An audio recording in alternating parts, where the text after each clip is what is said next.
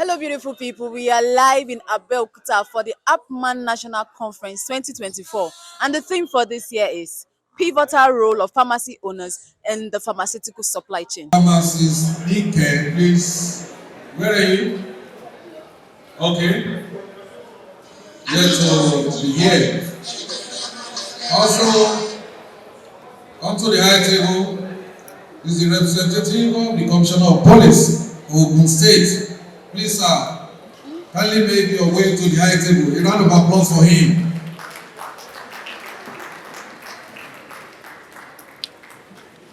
Thank you, sir, for keeping the state safe.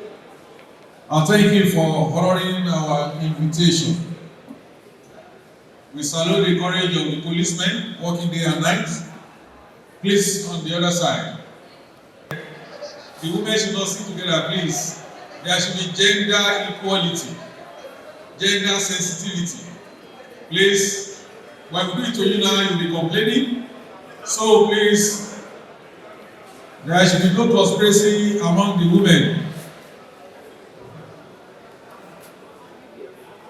A man should sit in between them. Okay. Thank you very much, sir. I also recognize the presence of the NAFDAC coordinator for Ogun State. Please, is he here yet? Yes, a round of applause for him. No, sir, we want you are joining the panel soon, so we want you to remain there. And we are serving that table first. Thank you, sir. God bless you. And the DCN officer for Ogun State.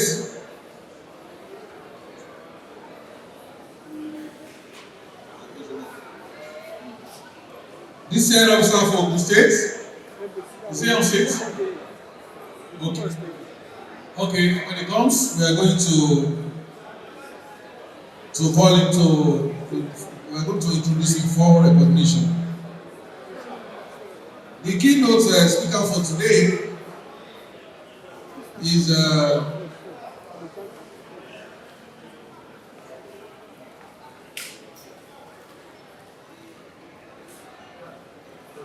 CEO, MD, SFH, Access Pharmacies, Denny Aizono.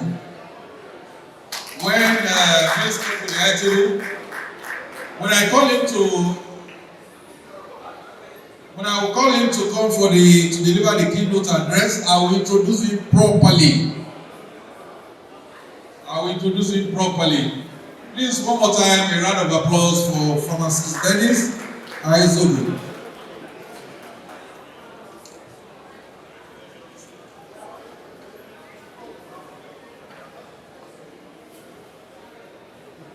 Thank you very much.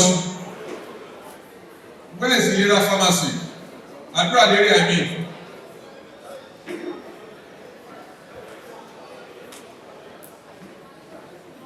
We'll start the program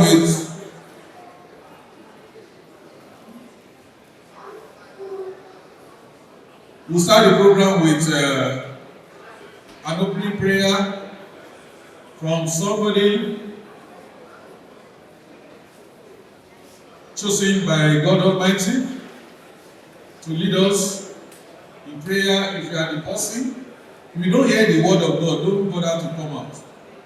But if God has spoken to you to come and give this opening prayer, it has to be very short. Please take charge and introduce yourself and give us an opening prayer. But the Lord is talking to me that it is Pharmacist Abibola Adebaki that will give us the opening prayer. Holy Spirit does not deceive me. Thank you. Good morning, ladies and gentlemen. Let us pray. You rise, you may sit. Let us show reverence to our Maker. Our Father, we thank you for this meeting. We thank you for all the energy, the life, the intention, and the outcomes of this conference this year. This is the fifth Appman conference. We thank you for all the resources of those who are supporting, those who have traveled from far and from near. We believe, Lord, that you are the author and the finisher of our faith. We commit the entire program into your hands, that it will be a win-win-win for everyone who is involved, in the mighty name of Jesus Christ. Amen.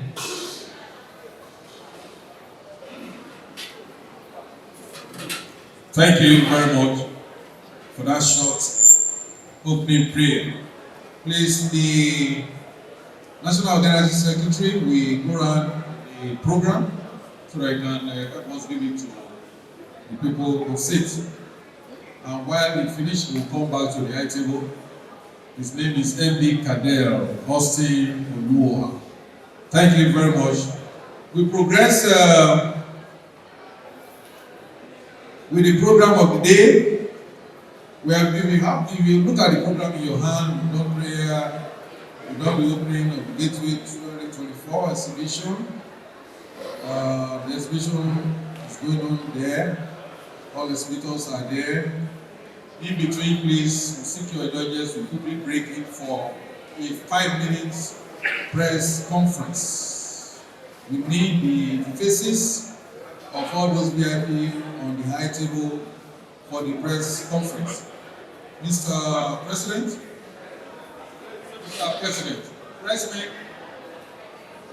Mr. President, are you set for the press conference?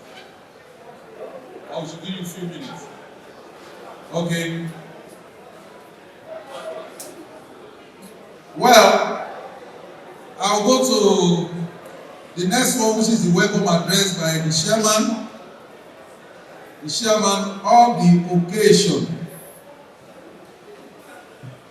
And I have to talk about MD Neme, Pharmaceuticals.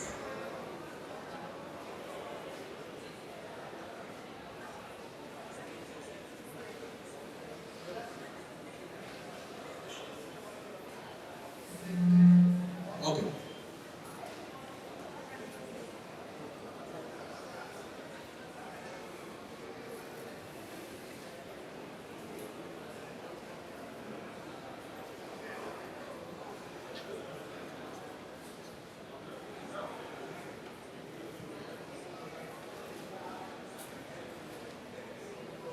Thank you.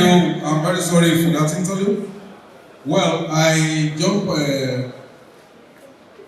introducing pharmacist Abimbola Adebaki, who has already seated on the high table. He's MD Advantage Health Africa and is a panel moderator for today. Please a round of applause for him.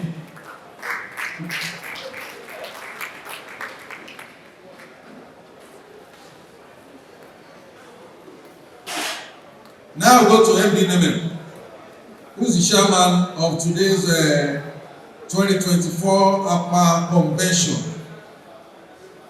You might have all heard of Neme Pharmaceutical.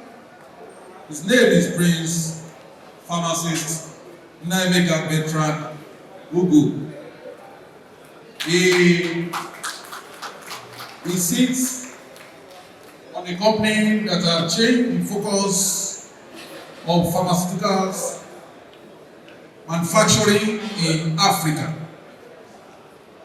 He sits on a company that is not limited to Nigeria alone. He sits on a company full of experienced professionals, and they provide dependable solutions at all times. He's a man of transparency. His focus is full of integrity. The company where he sits on is service-oriented. They are full of passion and probity. Apart from that, they are driven by research technology.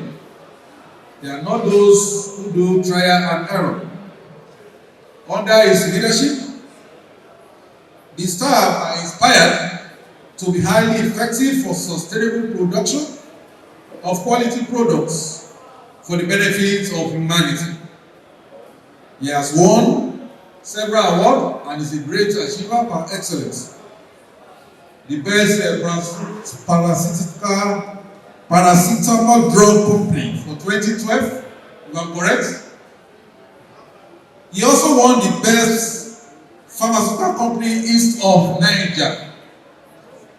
The company was given the best bacterial management drug. He also won the manufacturer of the year 2014. Award of honor by NDAA 2014 again. And he won the company of the year 2016. You will agree with me that for somebody to have achieved this, these are just few out of the many numerous awards that God has inspired him to be able to achieve within the limited time he has served as the MD Nemel Pharmaceuticals. I present to you our chairman for today, Prince Pharmacist Nameka Bertrand Ugo, for his opening address. A round of applause.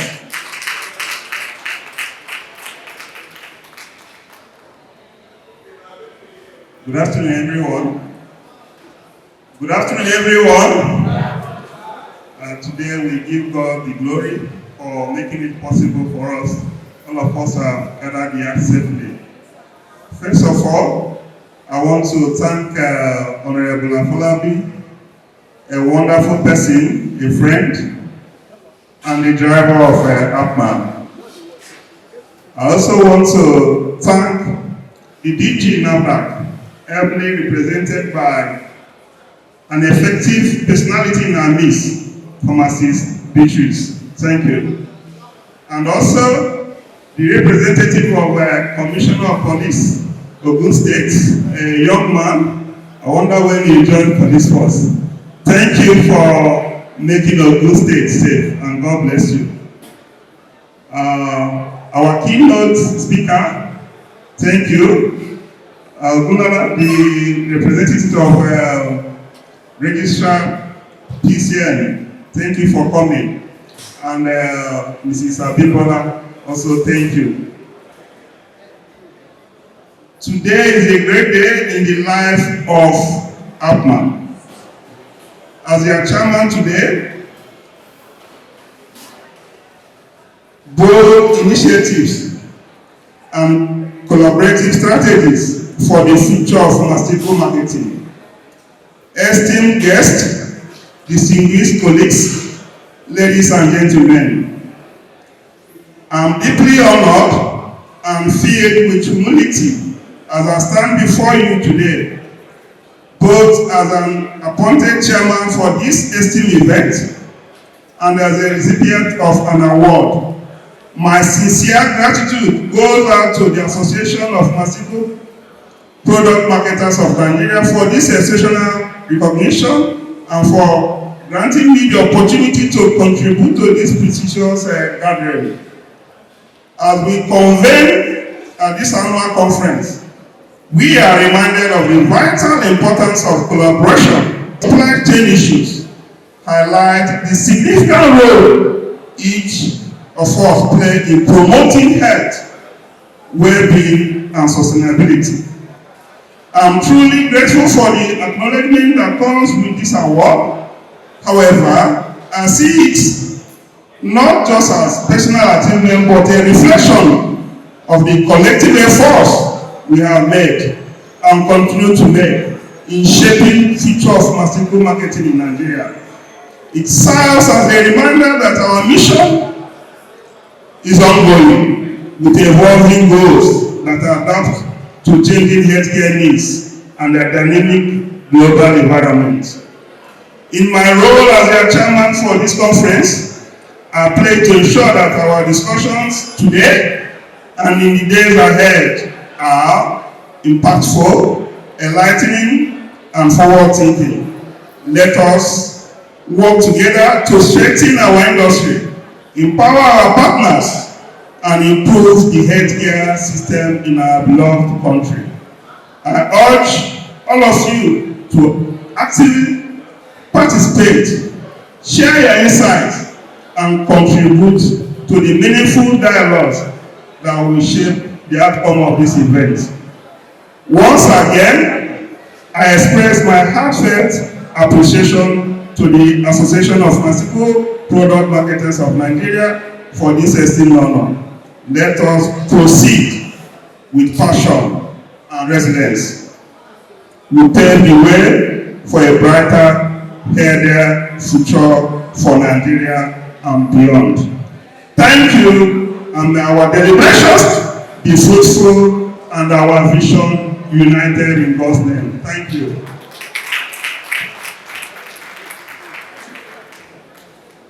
Thank you so much. Another round of applause for him for making the concert beautiful and full of points. God bless you, sir. More wins for you at Nemen. At this point, we move on the program, and I'll call on Mr. President and the press people, Courage and the media team. Can you please come with the camera to the front for the president's address, and which we also double as the press conference. Please be here in 1 minute so that we don't waste our precious time.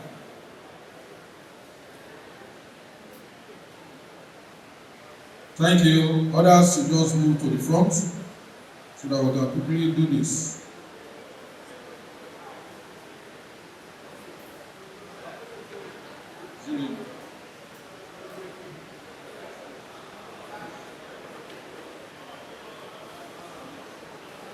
We are waiting for the press people. Mr. President, are you set? The following people should be ready for their presentation by 12:50. Have the medical for 10 minutes and drug stock salon pass for 5 minutes. Are they here? Mr. President, are you set? I introduce our president to the high table and to those people who are here for the first time. The national president of Association of Pharmaceutical Product Marketers of Nigeria, his name, Honorable Afolabi Adekombi, is the one we popularly refer to as the digital president. He has taken Appman from minus situation to a plus situation. He's a leader with great virtues. He's an epitome of an achiever par excellence. He's full of wisdom. He's sweet. He's savvy. He's a go-getter. Super confident. Even when everybody believes that something is impossible, our president will never agree that it is impossible.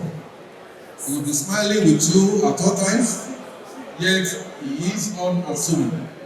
The man of details, I present to you Honorable Afolabi Adekombi, the National President of Association of Pharmaceutical Product Marketers of Nigeria, for his opening address. A round of applause, please. Thank you.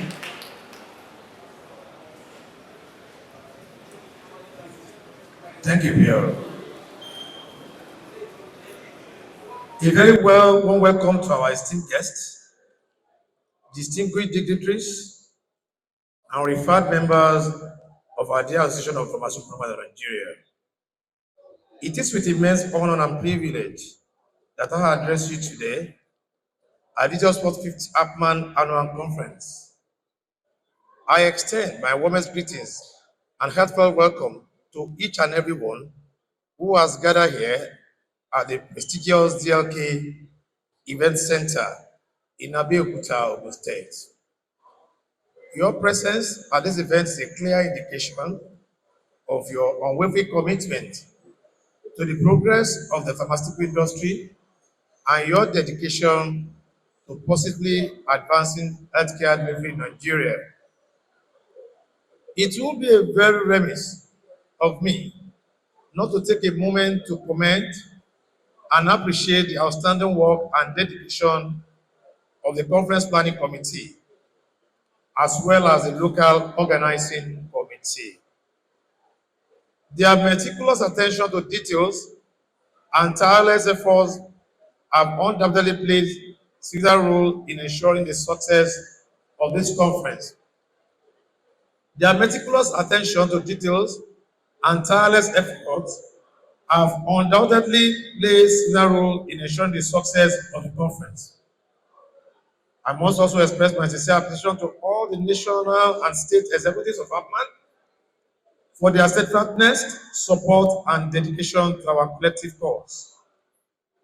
It is through this collaborative effort that we have achieved remarkable success and consequently continue to advocate for the interests of pharmaceutical product marketers in Nigeria.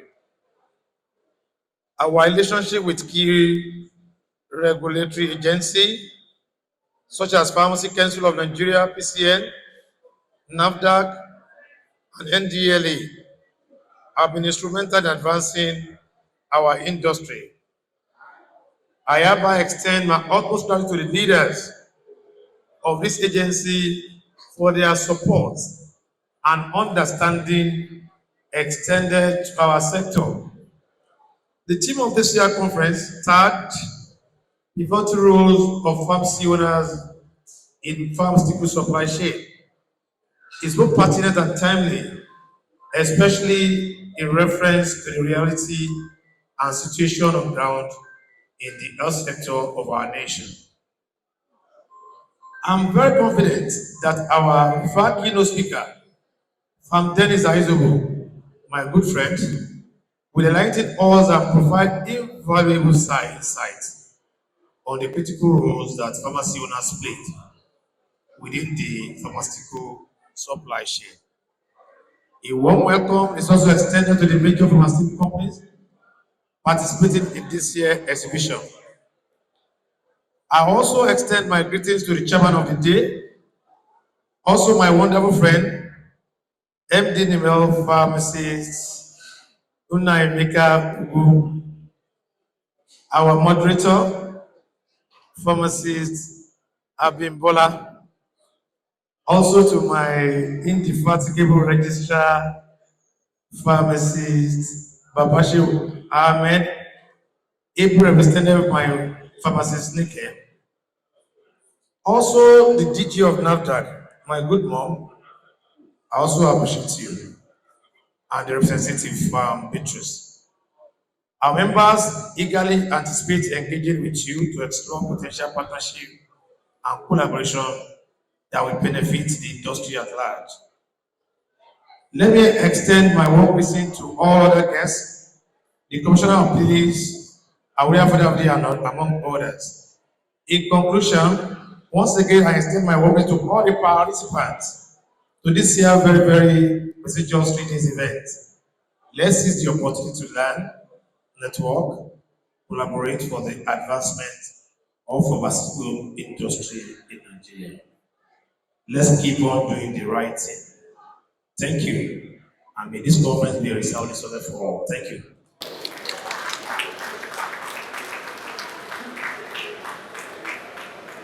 Our president deserves small. Please a further round of applause. Thank you to the digital president. We move by crossing to the next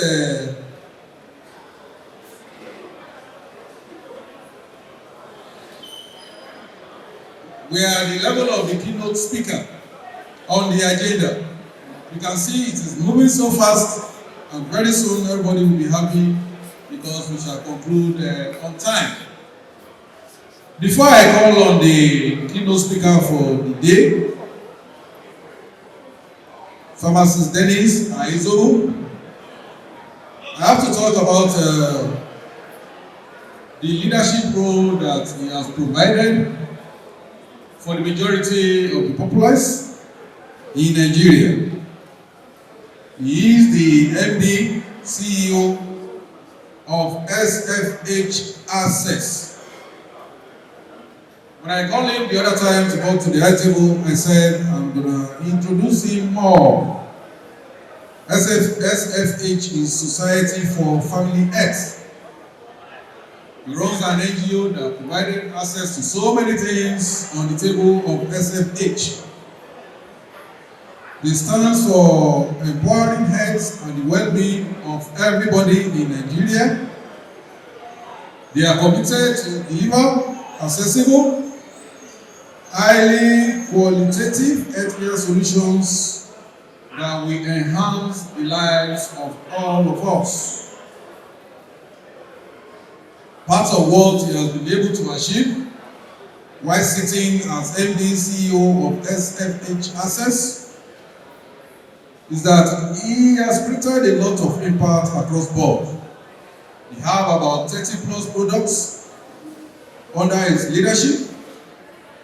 They have been able to treat more than 806 million liters of water for the benefit of the people, and I want you to clap for that.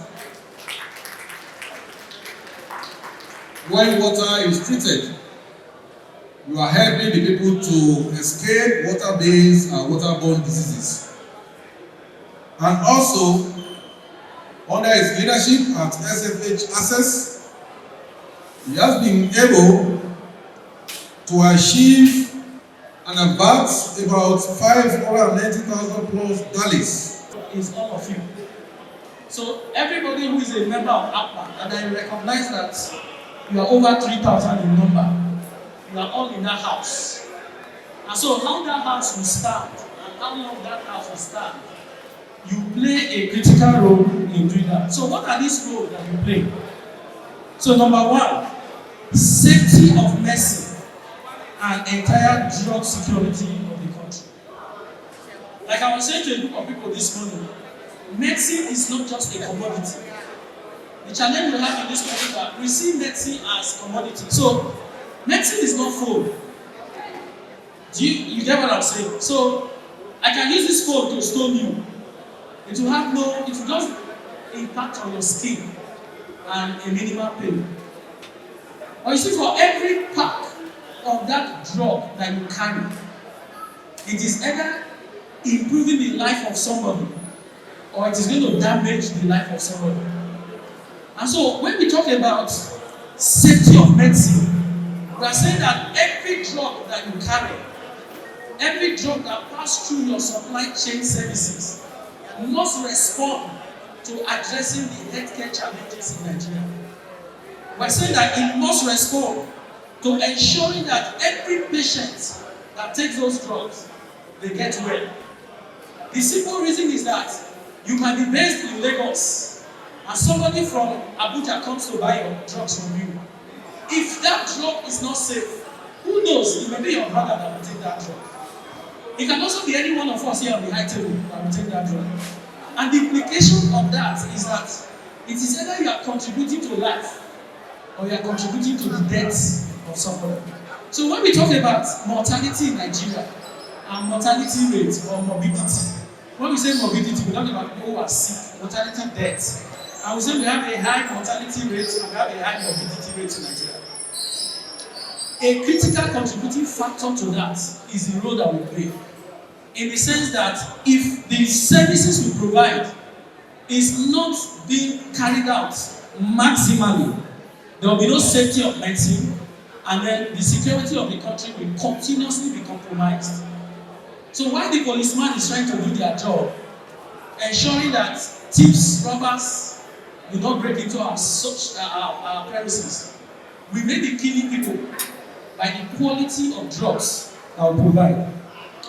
Your third critical role is that we are very much engaged in what we call product sourcing. Because, pharmacy shop or pharmacy outlet is one place that when you enter, you can know the value of the worth of that business. Have you? Once I look at your shelf, you can know how wealthy, whether rich or poor, that owner is. But to get that shop to be up to that level is a product of how well you are sourcing. And so you procure medicines from authorized distributors or manufacturers. And I want to believe that for those of you who are here, you are actually doing the right practice, which is to procure medicine from the right distributors or what we call manufacturer. Buy products from the right distributors, you are actually compromising your other critical inventory management, very critical. That will determine the quantity of expiries that you have. And you know that any pharmacy outlet that has too much of expiries, what will happen? You will lose money. Because for each expiry that you have, you are actually losing money. And for each cash that you lose, you are losing the value of your business. You are what you call hemorrhaging your business on a daily basis. So inventory management is a critical role that you play in supply chain. And I want you to understand that. Storage and handling. You know, I'm very particular about this because I've had the privilege, I've been practicing pharmacy for almost 25 years now. So I've had the privilege of coming to a number of your shops or a number of your outlets. The way some of you store drugs is not actually the way drugs should be stored. So when you see drugs say store at room temperature, there is a reason for that. If it is not stored at room temperature, what you are doing is that you are denaturing those drugs. And at the end of the day, people are consuming what is not providing solution to what they are supposed to do. So please, drug storage, drug handling is a critical part of what you do in the pharmaceutical supply chain. And then product distribution, access. You know, one of the things we do at SFH is that we want to reach the poor and vulnerable. And so I come from a village where so many of us are graduated as a pharmacist, but none is practicing in my village. But there's somebody in my village that makes sure that drug is available. Am I correct? You know, you can't talk about regulation without talking about the PCN law. And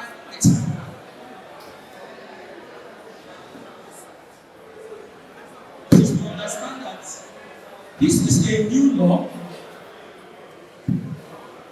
that was signed into, this is a new act 2022. I want to think that this law to be big.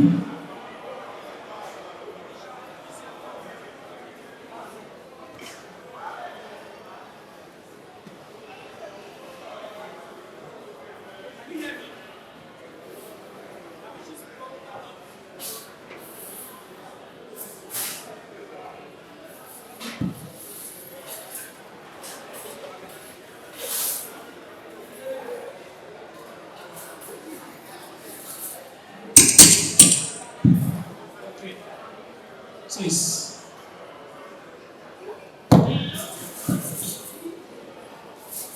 I don't talk about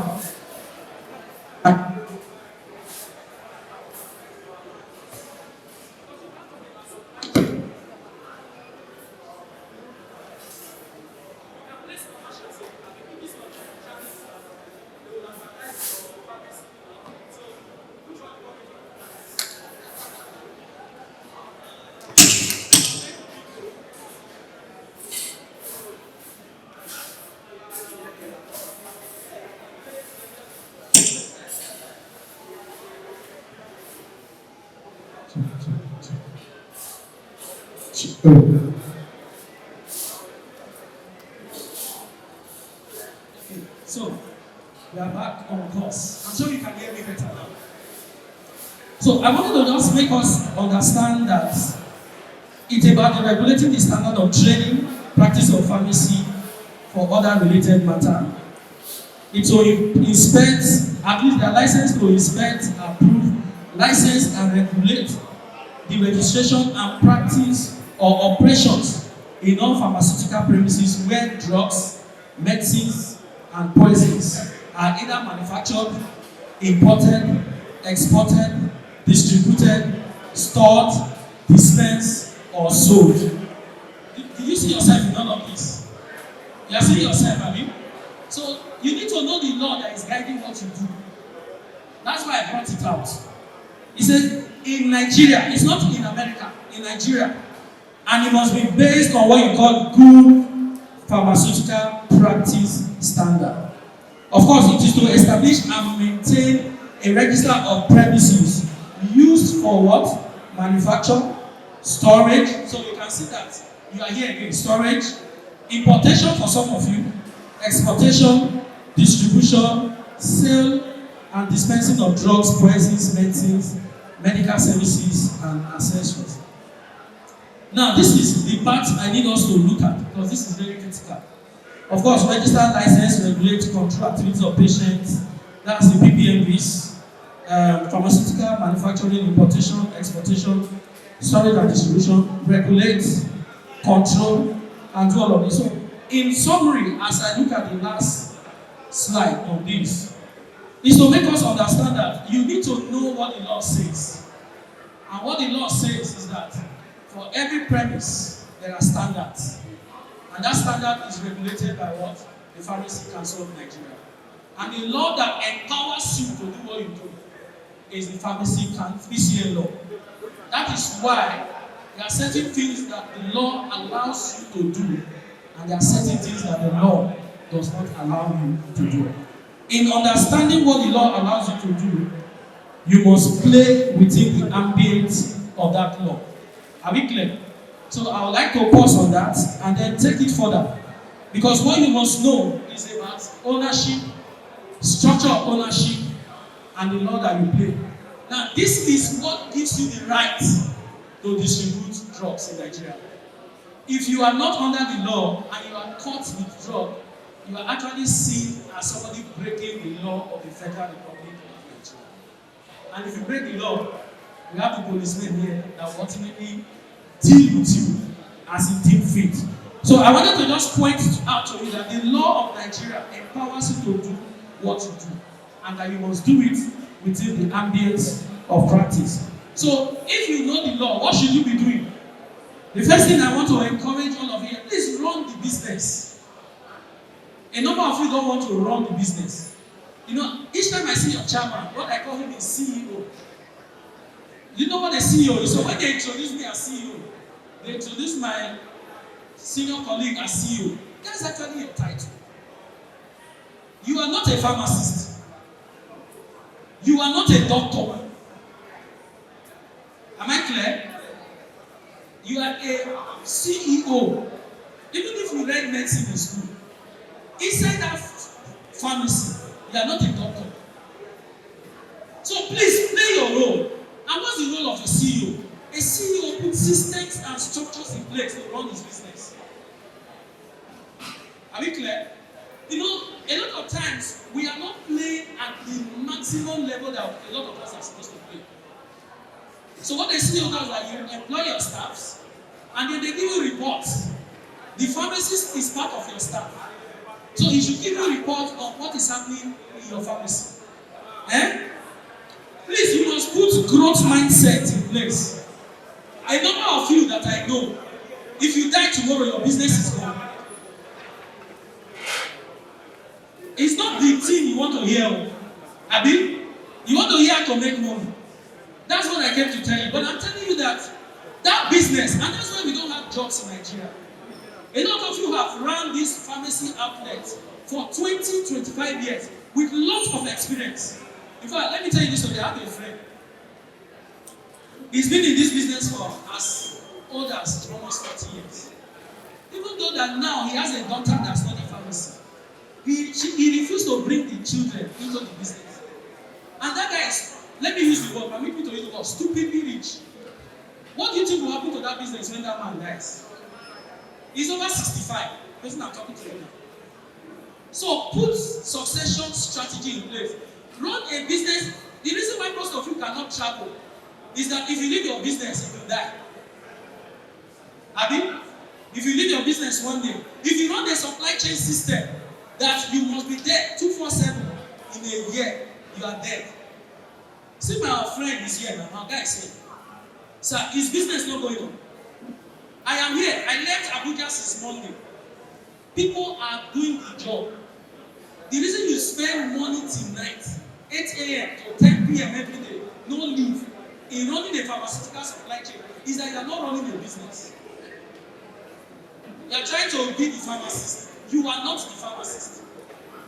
So run a business. Chairman may not invite me next time, but no problem. But run a business. Be in charge. Be in control. Team succession planning. Put adequate financial management system in place. Some of our pharmacy outlets are not bankable. That's why the bank cannot give you loan. And if bank cannot give you loan, you cannot scale. Do you get what we're saying? The only reason you can scale is that you have a bankable system in place. I come to some of your business premises. You don't even have an accountant. Everything is in your head. So how are you running that business? Hello? Am I correct? Some of you, everything is in your head. The check is in your pocket. You sign it anytime, any day. You build house where you are not supposed to build house. Instead of investing in the business.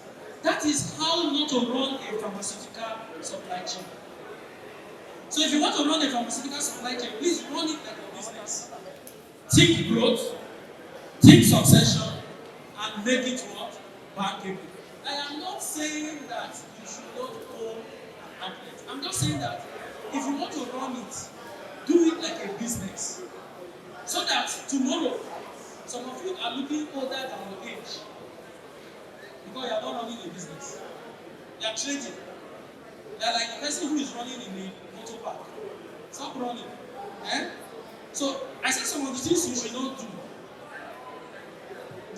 Don't entangle yourself in drug dispensing. Do you understand what I mean? Some of you want to be the one hand over the paracetamol, hand over the everything and collect the money. You are the accountant, you are the pharmacist. You are looking at yourself. That's true.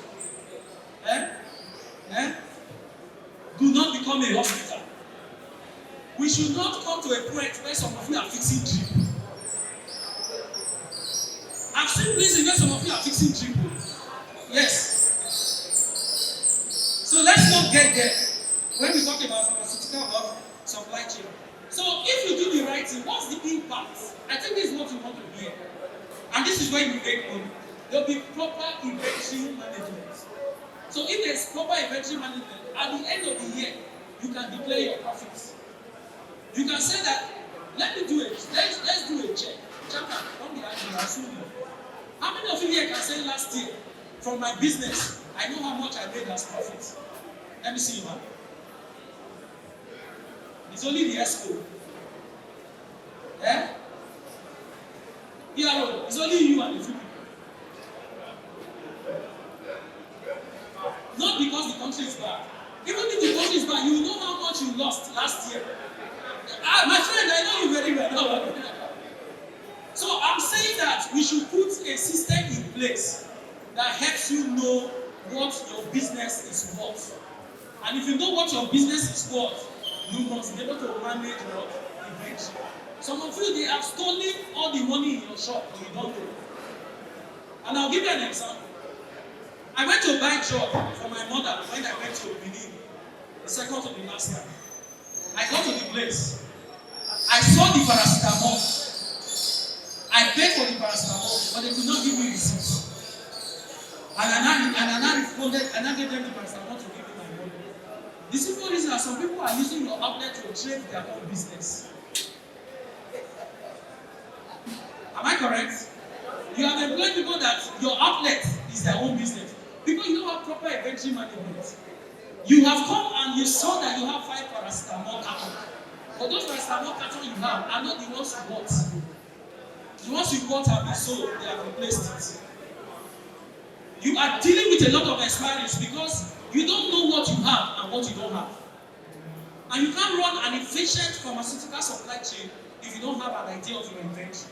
So the impact of your business, if you run it very well, based on what I said in my last slide, is that you have an inventory management that helps you know your stock status, what is about to expire, and then you will be able to know what to pay for and what not to pay for. Product availability.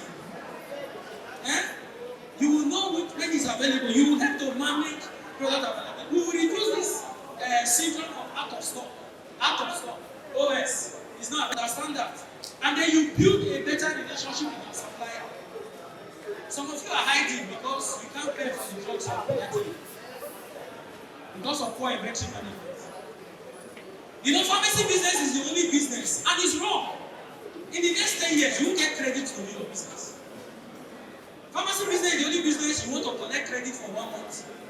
Go and buy MTN credit card that you want to do business for 1 month. Go and buy alcohol and say you want to collect credit for 1 month. I hope you know that FMCG business, you pay ahead. So this is the only business that the reps from Nendel everywhere are begging you to carry. Because you don't understand the opportunities you have. And I can tell you confidently that if we get the National Health Insurance Scheme right, no pharmaceutical companies will give you credit anymore. Because it is injurious to the pharmaceutical manufacturers. So you must begin to prepare yourself for that supplier relationship where they can continue. See, if you have a good credit system, you will get enough of your business and nobody will fight you. Hello? Am I telling you people the truth today? You don't like it, Abby? Mm-hmm. So I will soon leave your face, don't worry. So benefits. What are the benefits? Patients will have access to genuine drugs. And that's why I keep saying that your business goal is to ultimately impact the health and well-being of Nigerians. And if you impact the health and well-being of Nigerians, then the quality of drug is what should be of huge concerns to you. You will maintain what we call supply chain integrity. You will support public health initiatives. There are so many diseases that are coming out in this country that are as a result of people consuming substandard drugs. Let me tell you the implication of selling ampiclox that is wrong, that is counterfeited. You don't have enough dosage in the system. Because the way drugs are made, you're supposed to take it consistently for that 5 days to deal with the issues. Now we're beginning to have therapeutic failures from the use of ACT because of you. What you are selling to people does not have the adequate concentration to actually deal with the issues that the patients are complaining about. So please, let's support public health initiative. Let's foster collaboration. Let's promote research and development. Some of you say, how? Your practice is rich enough to make the world richer. And I give you an example. There's something that pains my heart today. Is the fact that this apprenticeship system that started in Nigeria, we have killed it. We did not provide a study that people can do a master's in it and take it to the next level. And so now, that thing is gradually dying. That was one way that we reduced unemployment in this country. That was one way that we got people to enter into business already late. I'm a pharmacist and I'm not ashamed to say it. If you graduate from pharmacy school, does not mean you know how to run a business. You get what I'm saying? So it doesn't mean you that know how to run. What have you documented? Because some of you went to school. If you die, what will people read about pharmaceutical supply chain that you played about? No. It's because we have gotten ourselves to universities. How much? How about knowledge? How about the future? And those are the opportunities that you have. That you are able to do what I call promote research and development. Can you write about how to run a successful pharmacy business? I've never seen that thing written anywhere by somebody. So where will we learn from? Everybody is learning afresh, making the same mistake. That is how the developed world has gone ahead of us. So I'm challenging us today. You have an opportunity to contribute to knowledge. So I'm not going to stop this presentation without talking about challenges. These are the challenges that are befalling us today. Supply chain disruptions. For those of us that bring in products, I can tell you how bad this is. In 2019, as of 2019, to bring in a normal 40-feet container was like $4,000. But now, Nigeria is treated as a war-torn country. So if you want to bring in a normal 40-foot container, you pay about $16,000 per month. And if it's a regular container, for ACTs and some drugs, and for your prescription medicine, the minimum you pay for a referral container is $21,000. Have you seen why drugs cannot be cheap? Hello? Now, to even get shipment to Nigeria, it is challenging. And because there is challenge with supply chain across the entire West African routes. Just know that when the ship is coming to Nigeria, they are doing like Molo. They have different road stop. They will stop in Sierra Leone. They will stop in Liberia. They will stop in Ghana. They will stop in Togo. They will stop in Benin before they come to Nigeria and offload. They are paying double because you are not exporting. So most times they go back empty to Europe. So you have a lot of what you call supply chain disruption.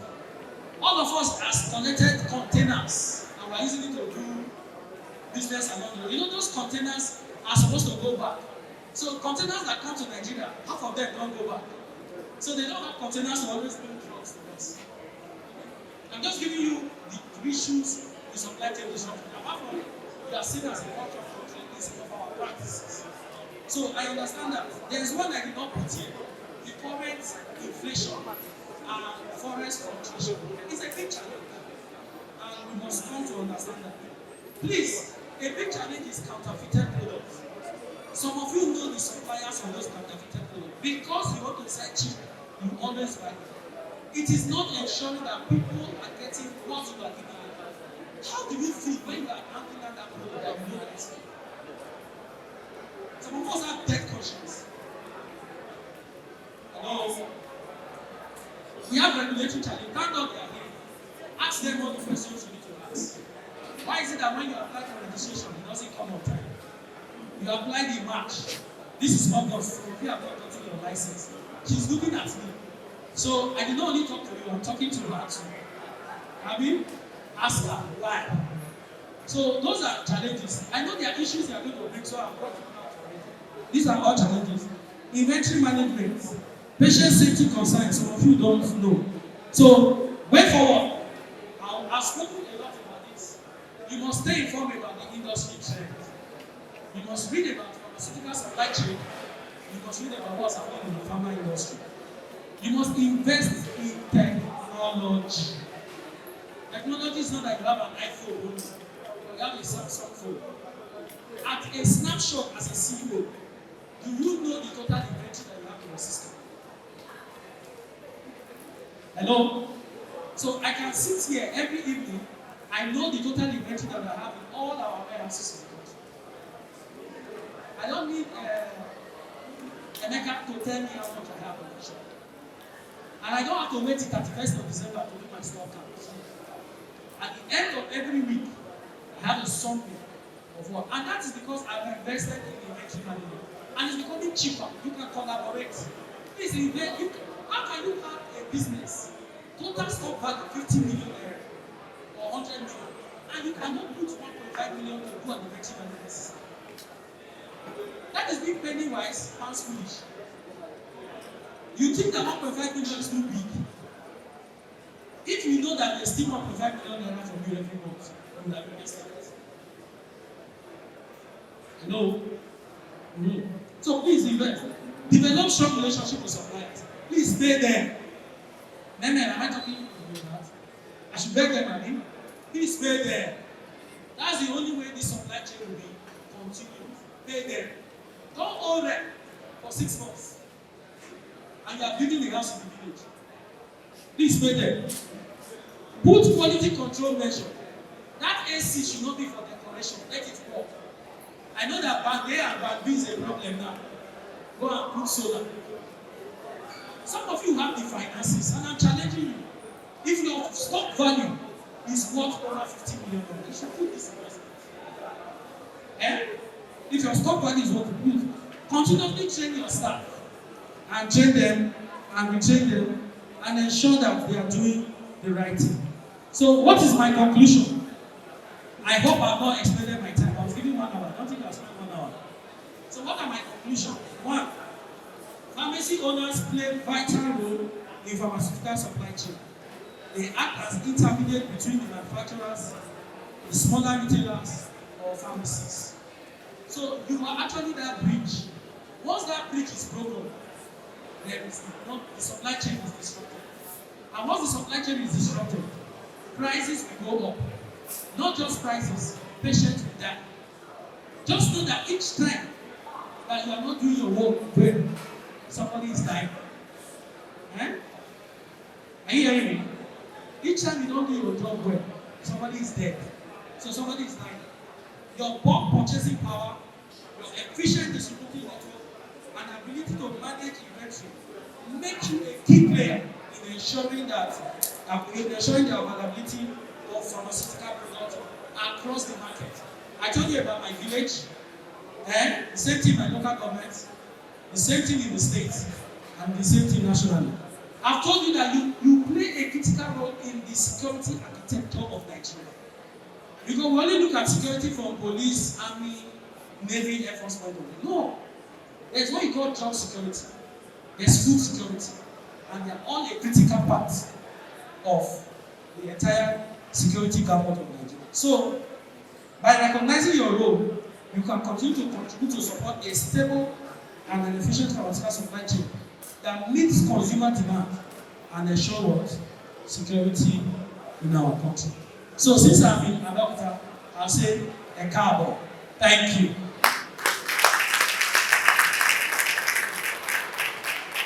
Well, that is a very great one. It was comprehensive, it was total, and I'm very sure everybody has learned a lot from what you have said in the last several minutes.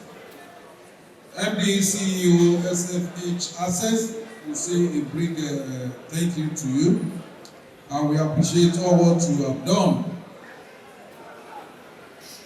For those who saw the lecture has been long, just mentioned about proper inventory, putting safety nets, and respecting the laws of the nation, respecting the laws of the regulators, and also not working ourselves to death by putting system in place. And he asked us to invest in technology. Sometimes we think that technology is like wasting time. When I started my pharmacy business, my staff will still sell my products, but they will sell it higher than the price I put on it. I have technology I invested in technology, the systems are registered, and the products are registered, and profit. They will now add to it like 1-2. When the customers pay 1,002, they will pay 500 naira to me and put 700 naira in their pockets, and they will still sell. But they will not tell me when I come back that why are receipts on the floor? They said something happened. They won't give the receipt to the person so that the person will not see the discrepancy. But yet they will issue receipts for me.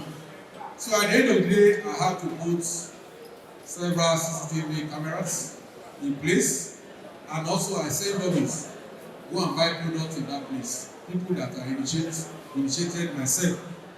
Now I've been checking my businesses as I'm sitting here. I've seen those people that are coming. I saw a woman pointing at their face when I'm done. I've asked what happened to that woman. So please, let's invest in technology. The speaker said that probably maybe we sell drip. We don't sell drip for patients, do we? We don't. It's only patent medicine people that do all those. These people are billionaires. They are men of impeccable characters. They are very rich people. They won't bother to get that low, and will never do that. And also, in terms of respect for regulators, we are ready to respect regulatory laws, are we not? And we have been respecting regulatory laws, are we not? And we will continue to do so. Is that also? So we can assure you that you have impacted positively. I will not disappoint any one of you on the high table and those people that God has put as regulators to make sure that we do the needful for the benefit of the nation. When I was calling the representative of the Commissioner of Police to the high table, it was the first time I've been meeting him. I didn't know his name, I didn't mention his name. So I'm introducing him properly now. He's CSP, a medical doctor, Dr. Ihegoro Mi Na Chiso, officer in charge Medical Services Ogun State Police Command. Please a round of applause. I can assure you that anybody that is having issue medical, they will declare free medical coverage for all of us here. But by God's grace, we will be here. Inshallah. The representative of the governor of the state came in while the program was going on. His name is Honorable Nuruddin Olaleye, Chairman of the State Alternative Medicine Board, representing the executive governor. Please a round of applause. Papa, please come to the high table. The organizing secretary will lead him to share. Representative of the governor, a round of applause. I'm sure you know the governor, you will clap more than that. He has the powers of the governor as he's coming. So please, you are welcome, sir. Thank you very much for taking your time to honor our invitation. Thank you, DJ. Thank you. Chairman Alternative Medicine Board. All medicines are okay as long as we don't allow it to damage any of our system. Also to come to the high table is the national patron of Appman, the man who has done so much to make sure that Appman is standing today. He's the youngest patron of Appman ever. And he's a dedicated patron who has contributed immensely to lifting Appman to greater heights. His name, Mr. Steve Osioko, National Patron Appman, MD, New Health Pharmacy, Abuja. Please a round of applause. He's a big man. He's only having baby face. He's a very, very big man. If you get angry now, he will donate millions. So please don't get him angry. Thank you very much, sir. You are welcome. Also to join him on the high table is the only prince we have in Appman. Is the Deputy National President of Appman. Is based in Abuja. Is a prince of the soil of Ikirun, Ekiti. And by the special grace of God, is a king tomorrow. So don't get him angry with you now, because when he eventually becomes king, so that he doesn't bring repercussions home to you. Your Royal Majesty, Prince Olawale Abubakar Kasim, MD Casco Pharmacy from Abuja, the incoming king, inshallah. The day he will become king is what we don't know. Our prayer is that God will sustain and prolong his life to be alive on that day. Also to come to the item, please don't mind us, because those who has to be honored has to be honored. The PCN Chairman Ogun State, Pharmacist Otumba Wale Adenuga, please a round of applause for him. PCN Chairman, Pharmacy Societies of Nigeria, the Chairman, Ogun State, clap for him so that don't get him angry, please, sir. We are very happy to receive you. God bless you for doing what you know how to do well. God to serve. Last but not the least is the Chairman PCN Board of Fellows, Alhaji Isa Adeyemi. Please a round of applause for him. Alhaji Isa Adeyemi, please come to the high table. Chairman PCN Board of Fellows. When you hear fellowship, it's not a joke. Where is he, sir? Where is Alhaji Isa Adeyemi? Okay, please come to the high table, sir. Fellowship is not a joke. Please come. I insist. Your seat is beside me, sir. I've said it beside you. Okay. Thank you very much, sir. What I was saying is that when you hear fellowship is not a joke. People put in a lot of manpower, a lot of finance, a lot of paper publications, and a lot of recognitions, both in character and in learning, before you can be pronounced a fellow. And for someone to now be the chairman of the board of fellows, it shows that it's a double honor. We appreciate you, sir, for coming. At this point, we move on to the next program on the agenda, which are goodwill messages. Organizing secretary. Goodwill messages from the following people: the NAFDAC DG, the PCN registrar, the NDLA chairman, and other guests of honor. But before we go into that, we want to listen to a jingle for NAFDAC, both in English and in Yoruba. The orientation is actually the best form of social control when people have learned during behavioral growth, during personality development, and they have learned how to behave abnormally.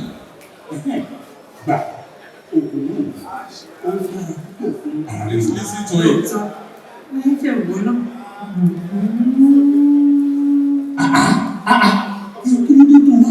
Gbogbo kó o bá sì ṣe ní ìlú arábìnrin òògùn dára ni. Ohun tí wọ́n sọ nìyẹn, ṣùgbọ́n NAFDAC ti sọ fún wa pé a gbọ́dọ̀ ní àrídájú pé a rí ẹ̀rí ojúlówó rẹ̀ ṣáájú kí a tó sanwó fún un. Tí mo bá lè béèrè ẹ̀rí wo nìyẹn? Nọ́mbà ìforúkọsílẹ̀ NAFDAC, nọ́mbà ìpele òògùn náà, àdírẹ́sì àwọn tó ṣe, ọjọ́ tá a ṣe, ọdún tó wúlò wọn, àti pé òògùn yẹ kó níbi tí a ó tẹ àtẹ̀jíṣẹ́ ránṣẹ́ láti lè jẹ́rìí sí òtítọ́ rẹ̀. Ṣùgbọ́n kò sí gbogbo wọ̀nyí níbí yìí. NAFDAC gbọ́dọ̀ gbọ́ nípa ilé yìí. Dúró jẹ́ ìṣàlàyé o. Apá àwọn obìnrin wọlé ni o bá ipasẹ̀ NAFDAC rárá, ṣùgbọ́n mo ní ní ti ìfọ̀. Oògùn tí NAFDAC, àjọ tó ń ṣàmójútó oògùn àti jíjẹ mímu lórílẹ̀-èdè wa ò fọwọ́ sí, ó ń ta fún gbogbo ènìyàn. Mo ní láti fi eléyìí tó NAFDAC létí. Mo gbé jọ̀wọ́ mo ti yẹ tó yí. Akíní ó lè jù bẹ́ẹ̀ lọ. Jẹ́ òun mọ iye àwọn ènìyàn tó ti kú nítorí oògùn ayédèrú oògùn fàsímú ni o, oògùn ẹ̀jẹ̀ ni o, àti pàápàá jù mọ́ ìdójútì tí àwọn dókítà wa ń kojú ní gbogbo ìgbà lórí ọ̀rọ̀ oògùn ayédèrú yìí. Ìwọ dúró ná, aago rẹ ti kú àkọ́kọ́ sílẹ̀ lónìí, ọwọ́ pálábà rẹ sì ti ṣẹ́jú. Bí NAFDAC lórí àwọn ẹ̀rọ ìbánisọ̀rọ̀ wọn: 0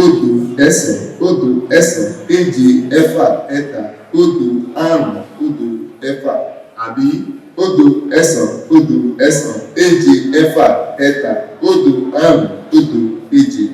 Má ṣe ra oògùn tàbí lo oògùn nítorí iṣẹ́ tí àwọn èèyàn ní ń ṣe.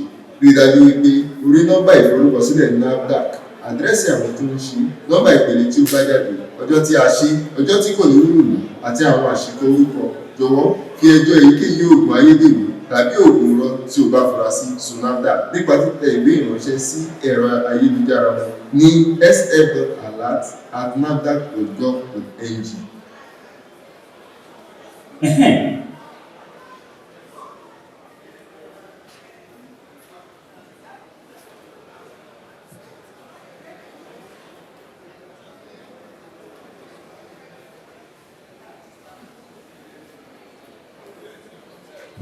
That's the Yoruba version of the advert. We listen to the English version.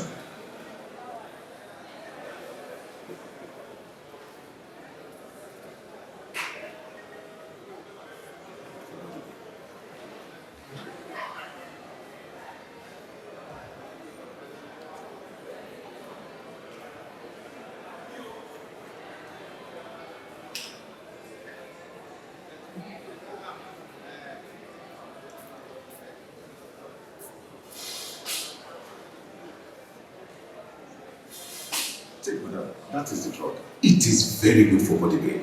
Really? Why are you scrutinizing it with fault-finding eyes? It's a good drug, madam. That is what you said. But NAFDAC said that we must ensure that we see evidence of genuineness before we pay. But what evidence, if I may ask? NAFDAC's registration number, batch number, manufacturer's address, manufacturer date. Take madam, that is the drug. It is very good for body pain. Really? Why are you scrutinizing it with fault-finding eyes? It's a good drug, madam. That is what you said. But NAFDAC said that we must ensure that we see evidence of genuineness before we pay. But what evidence, if I may ask? NAFDAC's registration number, batch number, manufacturer's address, manufacturer date, expiry date, and this drug should have a scratching sign to confirm the genuineness. None is here. NAFDAC must know about this. Wait a minute, let me explain now. This is imported. It did not go through NAFDAC. But see, I have another one for you. A drug that NAFDAC, the regulatory agency, has not approved. You're selling it to the public. I'll report you to NAFDAC. Please, see, madam, it has not got into that now. Do you know the number of people that have died as a result of fake antibiotic, fake inhalers, hypertensive drugs, and physicians grossly embarrassed? Just wait, your cup is full today. Call NAFDAC on 0909 763 0506 or 0909 763 0507. Send a mail to sf.alert@nafdac.gov.ng. Don't buy drugs or consume drugs based on what people say they do. Watch out for NAFDAC's registration number, manufacturer's address, batch number, date of manufacture, expiry date, and spelling mistakes. Please. English language. The summary of it all is that if it is not Panadol, it is not the same thing as Panadol. For those who know about that advert in the past, if you know about that advert, that means you are very old. It says if it is not Panadol, it's not the same thing as Panadol. It is not NAFDAC registered. It is not the same thing as being that drug. So nothing will make us in this country compromise NAFDAC registration. That is what they are just saying, that you must check for every product you are buying, every product you are dispensing. Let the people know that it is NAFDAC registered, clearly stated on the pad.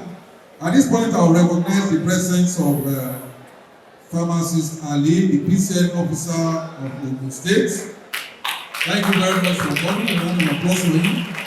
And also Pharmacist Daniel Gajima, the NAFDAC representative for Ogun State. Thank you very much, sir. Thank you. God bless you. We have NAFDAC National, NAFDAC State. We have PCN National, PCN State. We are blessed organization. At this point, I will call on the representative of the DG NAFDAC for our goodwill messages that will be delivered by Pharmacist Vitros, who is representing NAFDAC at this occasion. Can we put our hands together for Pharmacist Vitros? Thank you very much. Thank you very much. The representative of His Excellency, the Governor of Ogun State, as the Chairman, Alternative Medicine Group. It's a pleasure to be here. I want to also thank the Chairman of this occasion, our own MD, Women Pharmaceuticals, that's Pharmacies Nameka Utu, the Chairman of Appman-ng, that's Honorable Ekombi. I also want to thank, welcome the PCM Registrar Representative and our keynote address speaker, the Commissioner of Police here, eminent personalities here. It's a pleasure to be here. And I am pleased to represent the DG NAFDAC. That's our own Professor, Christina Mojisola Adeye, who is a daughter of the soil. She would have loved to be here herself, but because of some urgencies of duty, she is not here. And for that reason, she sent me to represent her. NAFDAC is pleased to be part of this occasion, and she asked me to read this to you, that NAFDAC is very unhappy with the ugly practices of some of our manufacturers, importers, distributors, and wholesalers. It is simply the worst in the world. The good of the patients of Nigerians is the least of their interests. Some stakeholders seek to empower other nations by concluding with them to market fake and counterfeit medicines at the expense of our own brothers and sisters. This is unacceptable, and well-meaning people must rise up to this occasion for us all to condemn it. She went further to say, I have that the practices of in your facilities, these are questions, critical questions that she asked me to inform you. And she said, the practices in your facilities, are they good or can guarantee the well-being of Nigerians? If your neighbors and other Nigerians know your practices, will they be pleased or what will they do? If you encounter a substandard and a falsified medicine in the course of your practice, will you alert NAFDAC or other stakeholders in the chain to ensure it is removed? Is your warehouse and premises properly designed and equipped to maintain the quality of medicines that you market? Where you source your products, is it in the open market or a place where the storage conditions are proper? Have you assessed the practices of your source or your supplier? What is the means of transportation of your medical products? Will it guarantee the quality of medicine? Who do you sell to? A licensed or authorized practitioner?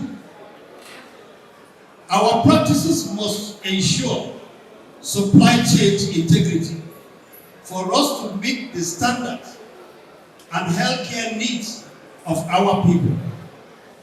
Drugs are poisoned and should not just be handled as articles of trade. I pray to touch the heart of well-meaning Nigerians, concerned Nigerians, Appman members, to work together with us and to work together with all stakeholders to ensure that we supply and make available to Nigerians credible, quality, and safe medicine. I want to add that the federal government, through the Federal Ministry of Health, established the National Traceability Strategy to leverage global standards and implement pharmaceutical traceability in Nigeria. Sequel to this, each pharmaceutical premises is required to register her location with global standards, GS1 in Nigeria, and obtain a global location number. NAFDAC has deployed track and trace as a regulatory tool to monitor the distribution of narcotics, drugs, along the supply chain using the GS1 standard for some selected narcotic products as a pilot scale. Please key into this.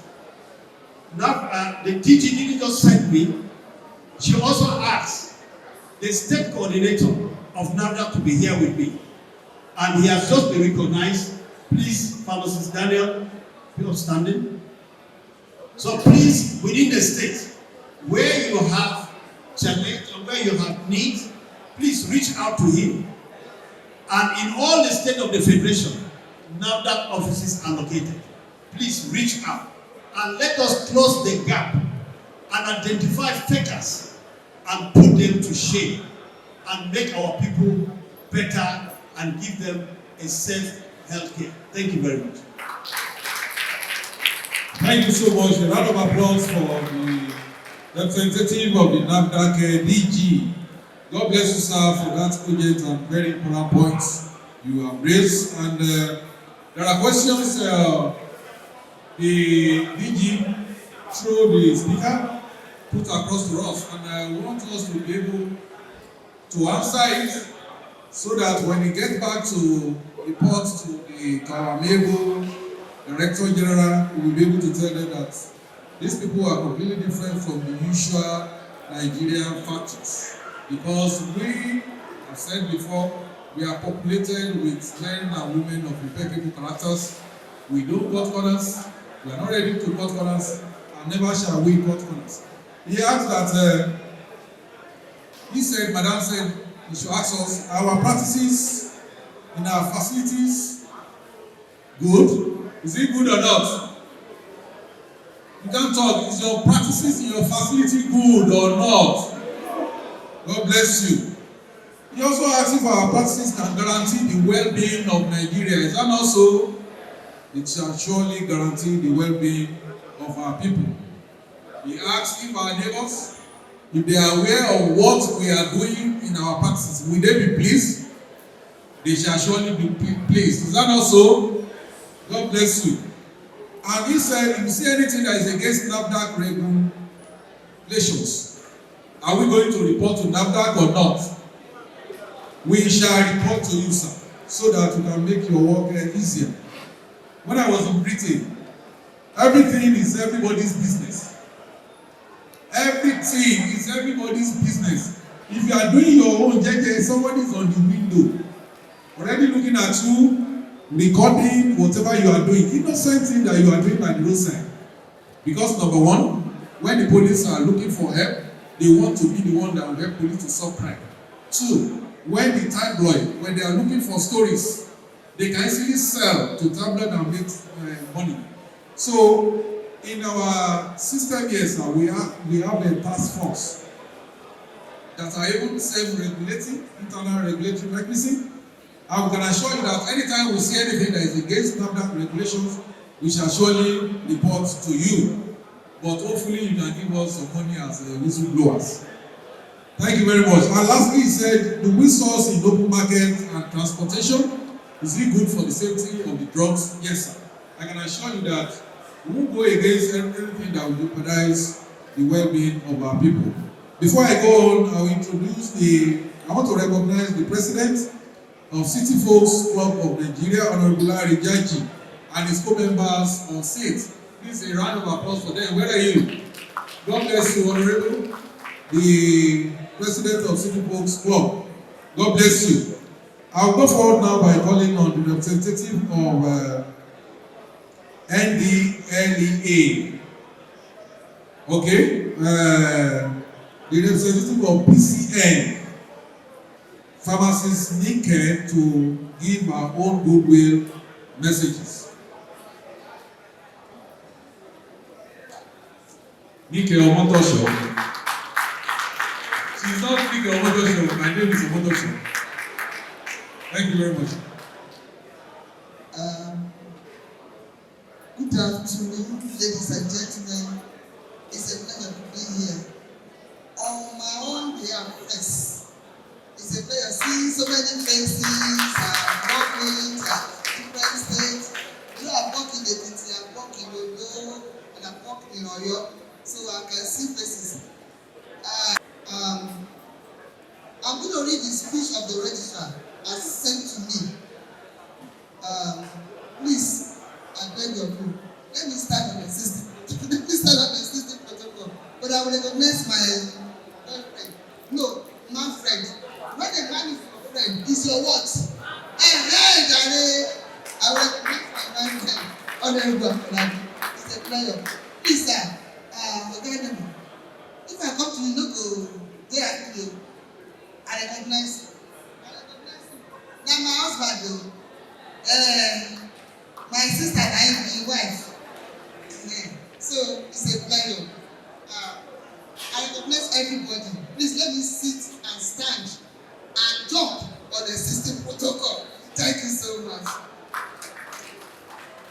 The speech of the registrar, Pharmaceutical Council of Nigeria, Pharmacist Ibrahim Babashir Ahmed, on the occasion of the annual national conference of the Association of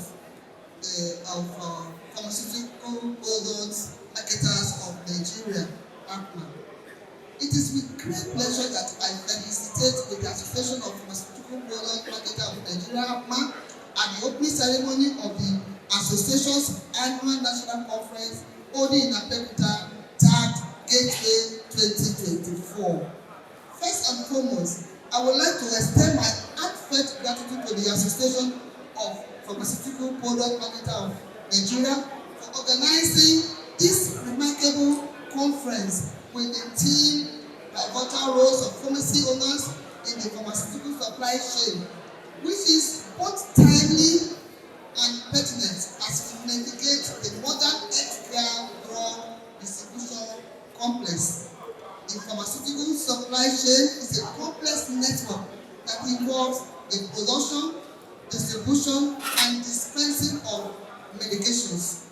Over the years, the Pharmacy Council of Nigeria has strived to ensure access to safe, effective, and affordable medicine within this intricate system through facilities that are inspected, approved, and licensed, and under the supervision of a superintendent pharmacist.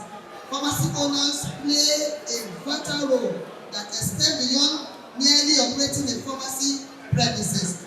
They are key stakeholders who contribute to ensuring that medications are safely and efficiently delivered to retailers and patients. The pivotal role of pharmacy owners in the pharmaceutical supply chain, focusing on their responsibilities in inventory management, regulatory compliance, and community health care. Inventory management. One of the primary roles of pharmacy owners is managing the inventories. This involves sourcing drugs from manufacturers and distributors to ensure that the pharmacy has a consistent supply of essential medications. Pharmacy owners must stay informed about the latest products, including generics and brand names of drugs, and make strategic decisions about which medications to stock based on patient needs and market trends. Effective inventory, like our keynote address speaker said, where we are, the drug needs of our areas are different. In Abeokuta, what they need is different from what they need in Kwara State, in Ilorin. So you have to study. You can't stop like somebody that is in Ogun State. You have to study your area. What is the drug needs of that area where you are, so that you will not have one. Okay, let me continue. Including generic and brand names of drugs, and make strategic decisions about which medication to stock based on patient needs and market trends. Effective inventory management helps prevent shortage, out of stock, and losses due to drug expiration. If you are stocking because somebody in the state is stocking so much of this drug, and you want to stock it in Kwara State, and this is not the drug need of Kwara State, you have a lot of expired drugs. Are we getting what I'm saying? Thereby enhancing the overall efficiency of the supply chain. Regulatory compliance. Pharmacy owners are responsible for ensuring that their operations comply with federal regulations. This includes ensuring that their premises are properly registered by the Pharmacy Council of Nigeria by January of every year. My guy here will say that, why are your license not coming out? I know somebody is opening mouth. It's because you are supposed to submit your document January of every year, and you are not submitting your document January of every year.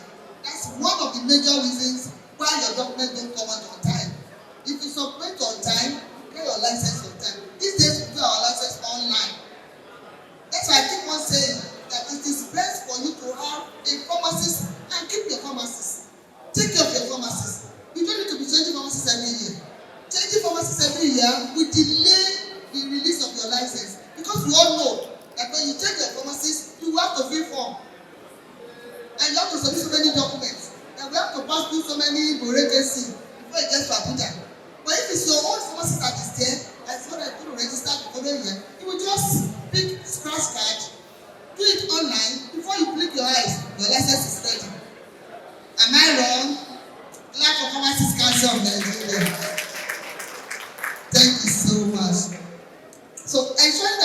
drugs that are being distributed, sold in the premises have National Agency for Food and Drug Administrative and Control (NAFDAC) number. Maintaining accurate records, overseeing the safe handling and storage of medications, and ensuring that the pharmacy adhere to quality standards set by regulatory bodies. Compliance is crucial not only for the legality of the pharmacy operations, but also for the safety of the patients. I'm sorry to digress. I went to one of our drug markets. I saw them putting oxytocin on the shelf, tetanus toxoid on the shelf. So many drugs are supposed to be in the fridge on the shelf. And most of us will buy the sulfide drugs from this market. I now asked somebody when he was bringing it, one of our distributors, he hasn't come. And I will not mention the place. He was bringing it from the market. And I told him, you are bringing this drug that's supposed to be in the fridge. You are bringing it like this. Yeah, he said, I will put it inside fridge. I think it's in fridge, I will not activate it. The drug cannot be in the fridge, so when you now put it inside fridge, it will not become activated, Abi. You know that once there's a cold chain, once that cold chain is broken, that's the end. If most of these things have become poison, when injected, it has become poison because it's already activated because of the heat. So we have to maintain. When if a drug substitute is put in the fridge, as a drug distributor, as a pharmacy owners, maintain it. Source your drugs from reputable source, especially all these post-chain drugs. Don't buy TT from markets. Don't buy what you call it, anything this thing from markets. You should know that for sure it is not inside fridge. And if there's a portion that's supposed to follow.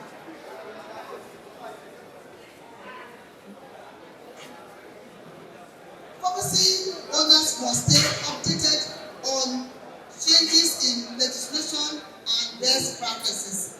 Like I just said, we have our newly enacted law in the year 2022. By prioritizing regulatory compliance, pharmacy owners contribute to the integrity of the pharmaceutical supply chain and help prevent issues such as counterfeit drugs. In conclusion, pharmacy owners serve as integral players in the pharmaceutical supply chain, influencing various aspects from inventory management to patient care and submission to regulations. Pharmacy owners enhance the efficiency and reliability of pharmaceutical supply chain. As healthcare continue to evolve, the roles of pharmacy owners will remain pivotal in addressing the needs of patients and community, ultimately leading to improved health outcome and a more resilient healthcare system. I encourage everyone to actively participate in these sessions, share your experiences, and collaborate. Together, we can make significant strides towards achieving universal health coverage and improve the quality of life for all Nigerians at large. Thank you once again for this honor. I look forward to a productive and inspiring conference. Thank you. Thank you so much. A round of applause for more. I've really done justice to the messages of the PCN registrar. And it's all about PCN regulations. And we promise that we shall always respect regulations. Our licensing, she told us when we need to start it so that it can come out on time. She also advised that we should maintain storage. The cold chain is very important to the integrity of any of these vaccines. And she said we should source from reputable companies and stay updated on legislations, because ignorance is not an excuse under the law. Ignorantia juris non excusat. Lastly, she said we are very important because we contribute to the effectiveness of the pharmaceutical supply chains. We are big players, and by God's grace, we shall not disappoint the nation. We appreciate you, Francis Nick Ogunola. God bless you. You have done so well for the PCN. You have a very good name, and nothing will tarnish it in Jesus' name. We listen to an interlude of music for like 30 seconds. You can use that to dance, you can use that to talk to your neighbor, you can use that to connect anybody's number. This is an avenue to reach out to new people that you don't know before to have their contact. But we advise that if there's any contact you take from here, don't abuse any of it. Learn instead of calling to send messages to people you are just meeting for the first time. 1 minute. I know sometimes you be myself, nobody send you, that's when I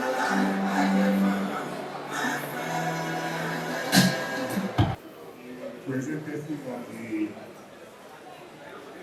Governor of Ogun State, His Excellency Prince Appman-ng, the Chairman of the Nation, Pharmaceutical, the keynote address speaker, Dennis Azio, and the National President of Appman, Honorable Afro. I am CSP Dr. the officer in charge of police medical services in Ogun State. By privilege, representing the Commissioner of Police, Ogun State Police Command, CP, Alamutu Abiodun Mustafa, PSC, who is unavoidably absent with other very important security engagements. So my coming is almost as the same thing as his coming out. He's a friend of good medical practice. I don't think there's any medical association in Ogun State that actually give him an invitation to come and he won't make out time to come. And Appman being a group or association that helps to deliver pharmaceutical products from the point of product to the final point of use. It's a very key role. They play a very key role in the medical practice. So as we recognize your good work in actually making sure that drug products and pharmaceutical products are actually taken down to the actual users. We also pledge that as we are deliberating for the next 2 days in Abeokuta, he wishes you a very safe ground. Ogun State is a very nice state, a very peaceful state. So he said you should be calm, relax, and deliberate well. Thank you very much.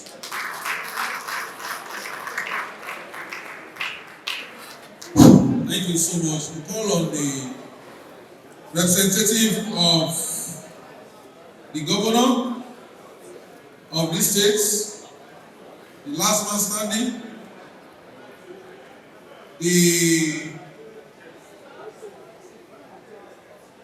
we all know that the governor of this state has done so much for Ogun State.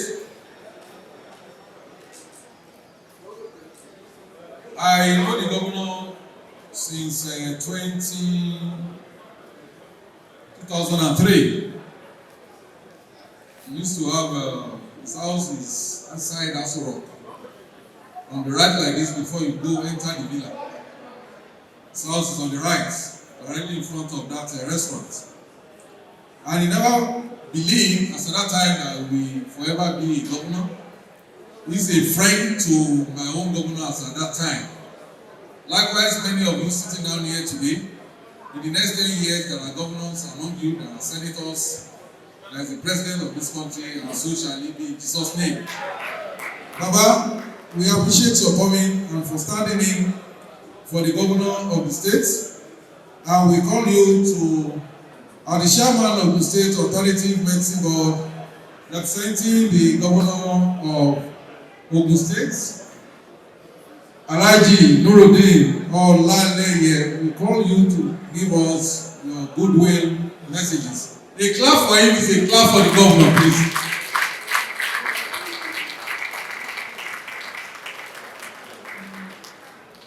Good afternoon, ladies and gentlemen.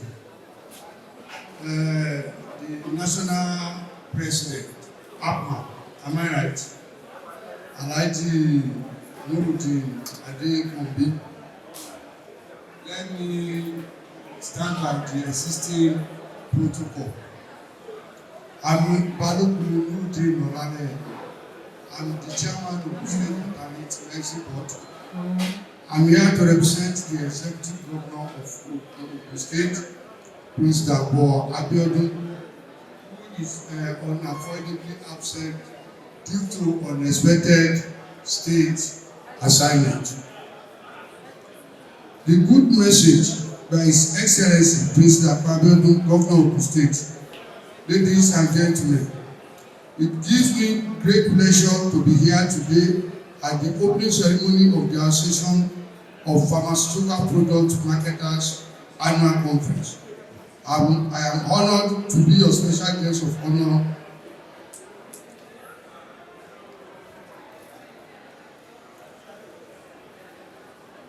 I am honored to be your special guest of honor for this important event. The pharmaceutical industry plays a crucial role in society, providing essential products that improve the health and well-being of millions of people worldwide. As a pharmaceutical product marketers, we play a significant role in ensuring that these products reach the hands of those who need them most.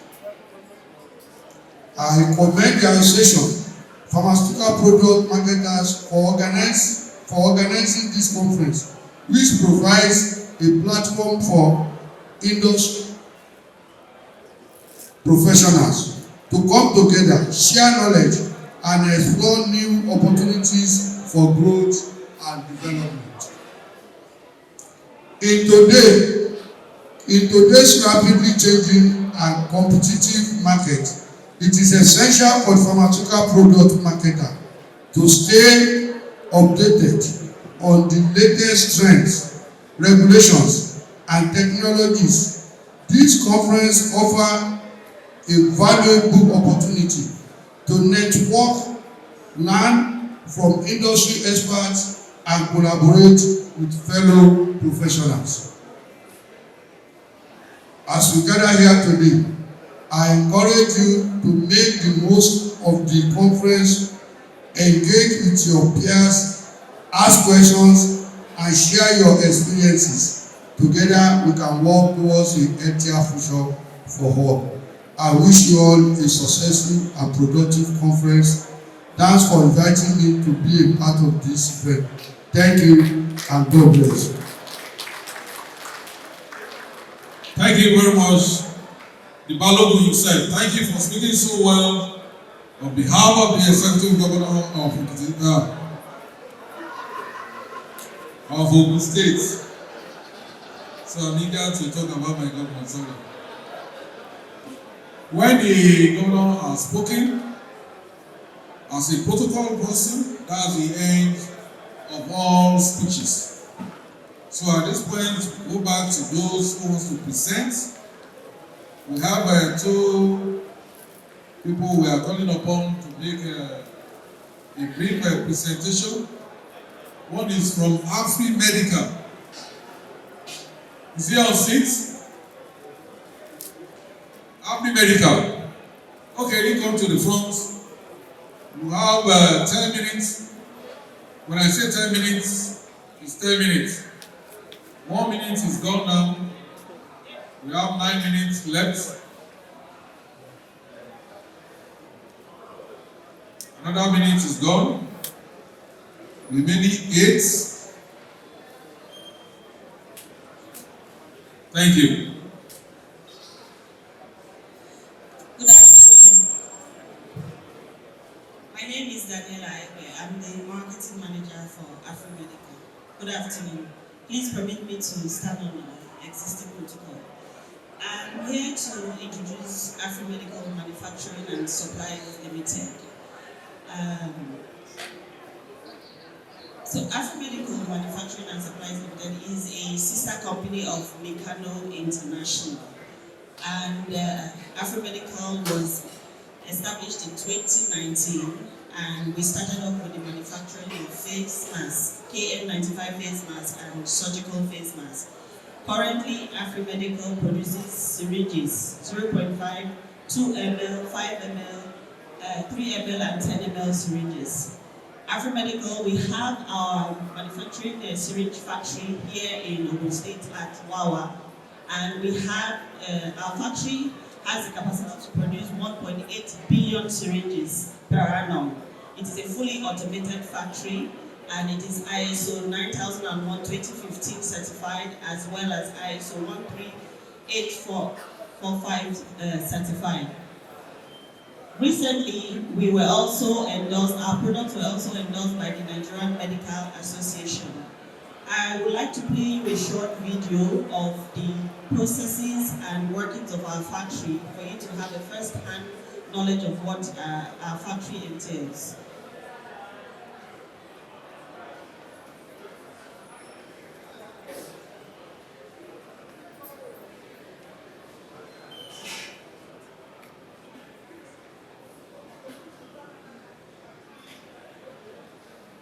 Fortunately, there is no audio, but this is basically our factory from our power source and everything that we have. It's a 24-hour factory, and it runs 24 hours a day.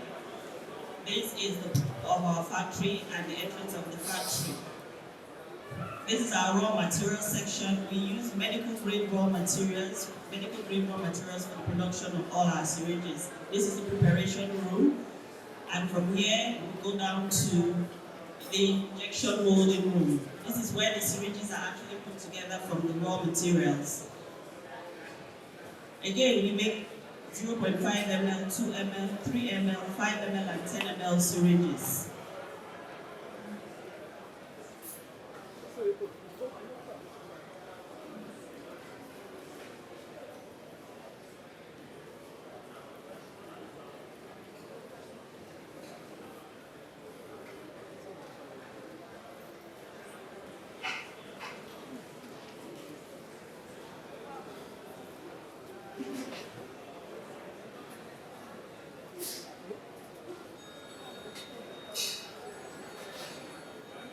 From our injection molding room, we're going to the needle assembly, as you can see on screen.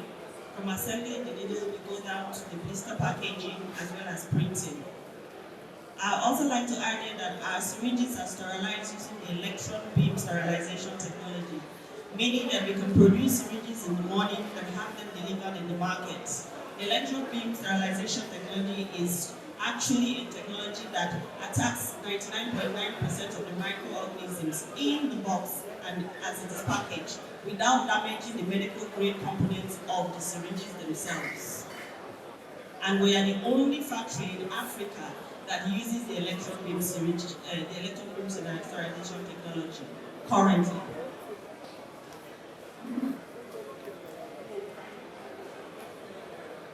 Thank you very much. Somebody who is an happy goal-getter, somebody that runs after issues and bring back results, that's the person standing in front of you. We appreciate the friendliness you have extended to Appman several years in the past, and for those who are going to do it in the future. The citation. Abimbola Adebaki is a certified performance technologist, pharmacist, management consultant, and tech innovator who drives performance improvement in Africa healthcare. She is the founder CEO of Advantage Health Africa, enabling access to quality and affordable healthcare in Nigeria through market access and pharma distribution and leveraging technology and aggregation. Formerly COO of the Tony Emedu Foundation, Abimbola is the Public Relations Secretary of the Healthcare Federation of Nigeria, HFN, and a board member of the Same Medicines Council Foundation.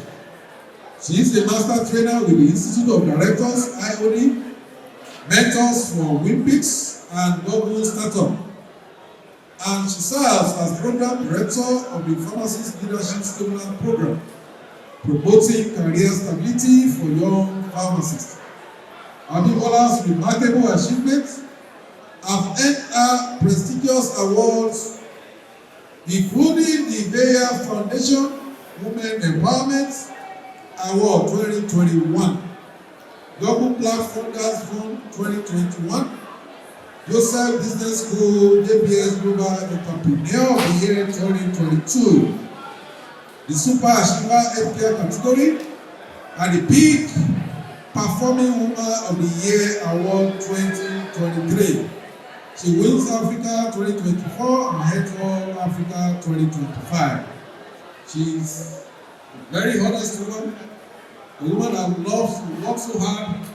While attending this function today, she has gone out to attend another board meeting. She is an energizer. At this point, I call on the MD level to please have the singular honor to present this award to the woman that can completely describe that what a man can do, a woman can also do same, not do better this time around. MD level, please, thank you very much, sir. Congratulations. Yes, the lioness herself. You can see her very intimidating.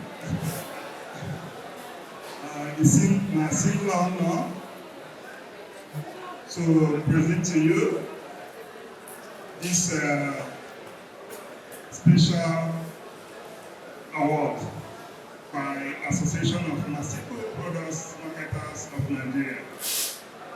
The award is Inspirational Leadership to Farm Bimbola Adebekwe, the CEO, Advantage in Africa. Appman, we wish you well. You are going to soar like eagle. The sky is just the beginning of what you are going to achieve for Nigeria and Africa. We wish you well and God bless you. It's my singular honor on behalf of Appman, all of us. Congratulations. Thank you.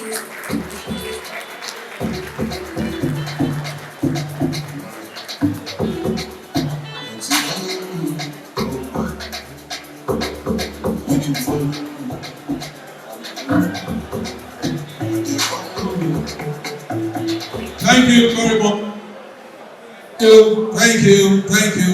We appreciate.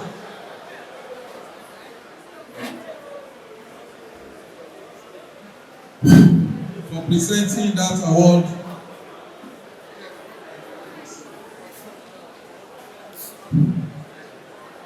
In an excellent manner. Now, lastly, on the award list is the big masquerade himself.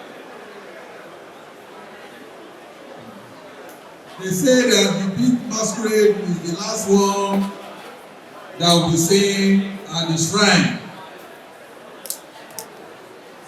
When I speak in parable and I'm saying big masquerade, I'm very sure you know where I'm going to.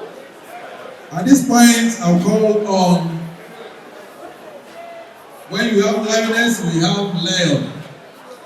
And every part of the lion is a lion. Somebody who has breaking grounds in this difficult economy of Nigeria, somebody who has sustained a business from its crash to a very big success, can be confidently referred to as a lion. And when lions are coming, all other animals, they shake. I call on the pharmacist, Nnameka Bertrand, who to stand on the podium for his citation. A round of applause for him. The lion is coming. A round of applause for pharmacist Nemo. The MD Neme, CEO Neme Pharmaceutical. Of innovation and excellence in the Nigerian pharmaceutical industry. Under his leadership, Neme Pharmaceutical Limited has achieved several groundbreaking milestones. 1. First, to locally manufacture Kefizine and its dispersible tablets, Kefidras 200 mg and 400 mg. This achievement marks a significant advancement in treating bacterial infections in Nigeria, providing a locally produced cost-effective option for healthcare providers and patients. 2. First to locally manufactured paracetamol dispersible tablets, Sinolax, 125 mg and 250 mg. This development enhanced the accessibility and convenience of paracetamol, a widely used pain reliever and fever reducer, especially for pediatric use. This offers more stability and dosing accuracy. 3. First to locally manufacture extended release metformin elements. By introducing extended release metformin, Daniel Pharmaceutical Limited addressed the need for improved glycemic control in patients with diabetes, offering a locally manufactured solution. 4. First to present proton pump inhibitors PPIs in tablet dosage for SRS 20 mg and 40 mg in Nigeria. This innovation provided a more convenient and effective treatment for vaccine-related disorders, enhancing patient compliance and therapeutic outcomes. 5. First to have amoxicillin dispersible tablet registered east of the Niger, Naboxil DT. This registration expanded the availability of a critical antibiotics in a dispersible form, particularly beneficial for pediatric use in the region. Naboxil DT is currently undergoing WHO PQ to gain global recognition. 6. First indigenous pharmaceutical company to undertake a clinical study, partnership for cardiovascular medication, Tensivin and Tensivin Fox, published in the Asia Journal of Pharmaceutical and Clinical Research in 2020. This study underscored the company's commitment to rigorous scientific research and evidence-based medicine. 7. Number 1 indigenous company to locally manufacture potassium granulate plus amoxicillin co-amoxicillin tablets in Nigeria. Product ranges from include Similac 1000 mg, Similac 25, Similac 375, Similac 228.5, and disposable tablets, covering all patient needs, including adults and children. In addition to these episodes, Indian Pharmaceuticals Limited collaborates with local and international experts to attain WHO pre-qualification for its amoxicillin dispersible tablets and sumadoxine and pyrimethamine tablets, NMAX. This endeavor aligns with the company's mission to provide the highest quality and most affordable medicines across the continent, ensuring broader access to essential medications. By prioritizing innovation, quality, and affordability, we have set a new standard for pharmaceuticals manufacturing in Nigeria. This work continues to inspire future generations of pharmacists and entrepreneurs, emphasizing the importance of the local production and self-reliance in the healthcare industry. His accolades in the pharmaceutical sector have continued to attract local and international recognition. He was conferred with the title of Dr. Ugodo Adima I of Enugu State, the Merit Award bestowed by the Association of Hospital and Administrative Pharmacists in 2014. He has also been recognized by the Association of General Private Medical Practitioners in Nigeria, ADP, MPN, for his contributions to providing quality and affordable medicine. He is married to his beautiful wife, Dr. Mrs. Obeshimugu, and they are blessed with lovely children. Even me reading his citation, I'm almost tired. That's a sign of serious achievement and a contribution to the growth of humanity. Can I see you clapping and clapping and clapping and clapping? I hereby present to you, to this public gathering, Pharmacist Daniel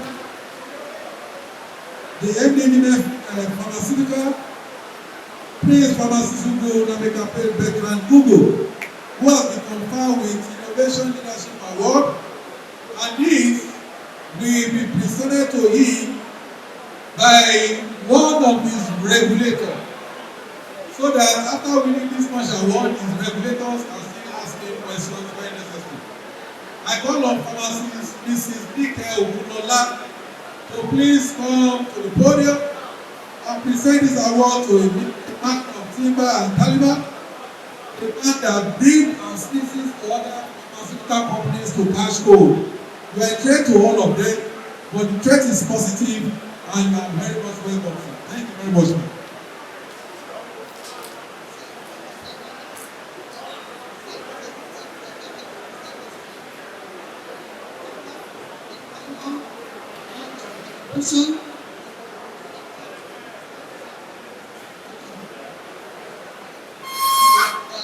More people come your way, and we hope you contribute more success, more greatness, and more goodness to your company. Thank you so much.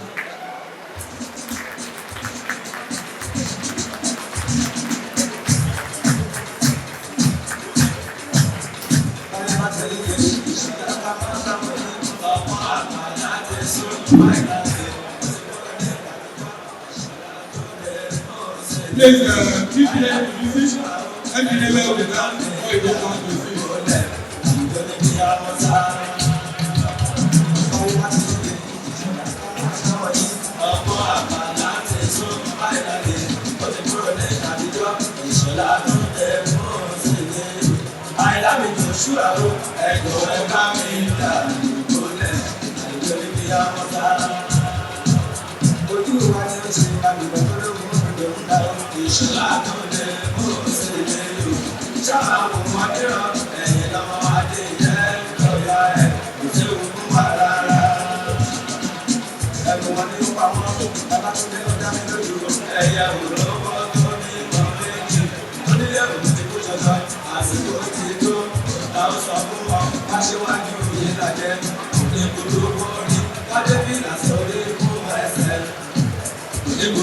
Thank you very much. That was an excellent performance. At this point, please prepare to change the battery of the microphone. If you are hungry, raise up your hand.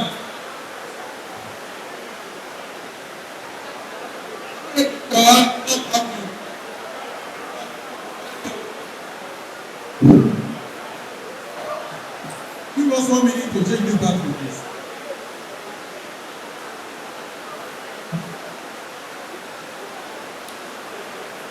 By Appman. God bless you. At least nobody can run away now. The rain will not allow you to go. Announcement from Sam Pharmaceutical. Quickly. Announcement. When we beat the police,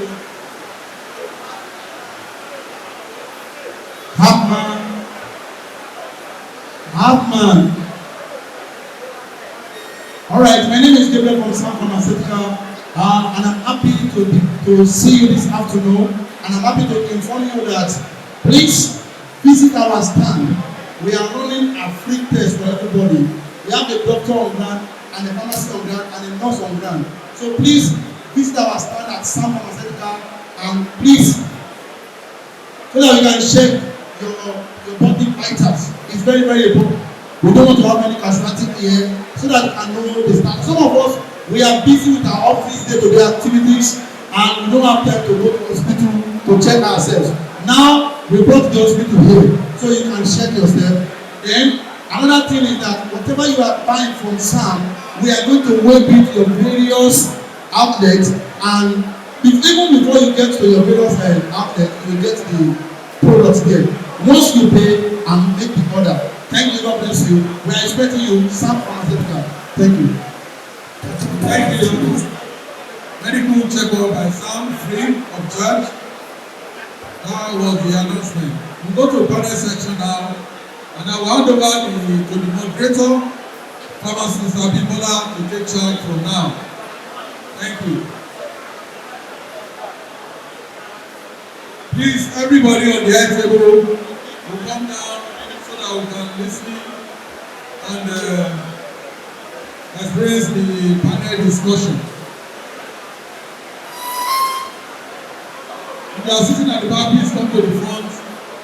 Every name should be well placed in front here. Thank you.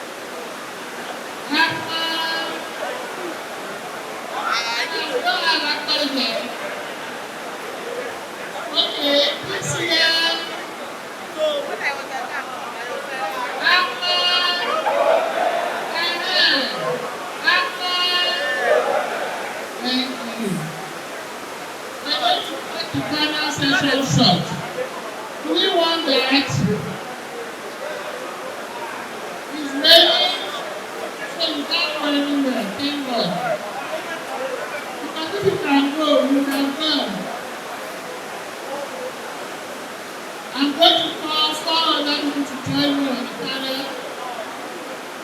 to help us with this quick discussion on how the law affects your work, your business as an Appman member.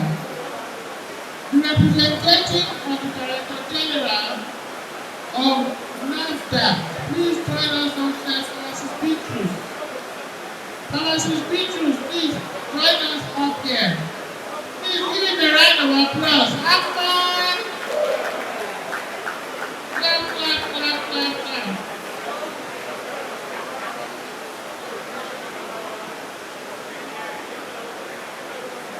No other person to represent Appman but the public relations officer of Appman. So I called Dr. Samuel Motosho to join us on the panel. Please start from Dr. Motosho.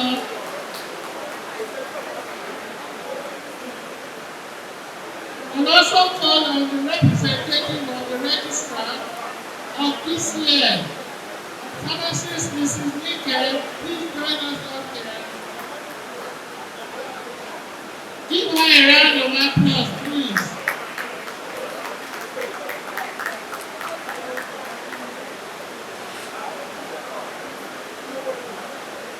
Do we have the representative of NDLA here? NDLA.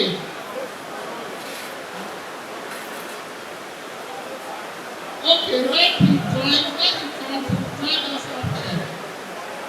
So fewer people to take this charge.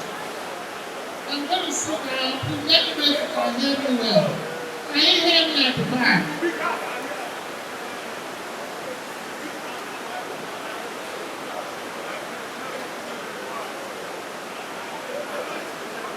Good afternoon, ladies and gentlemen. We have a hot topic here today. It is about the new pharmacy law. How many of you have read about the law or read the law? How many of you have heard that it has changed? You've heard. Thank you. Let me read a portion that might interest you. It says here,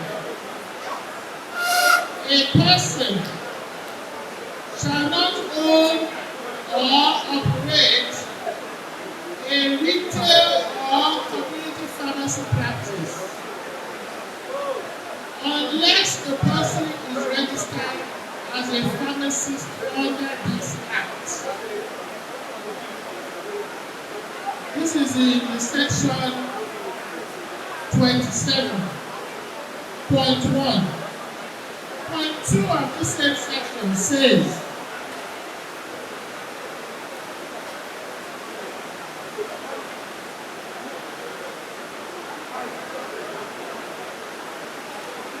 Point 2 says, the Pharmacy Council may approve certain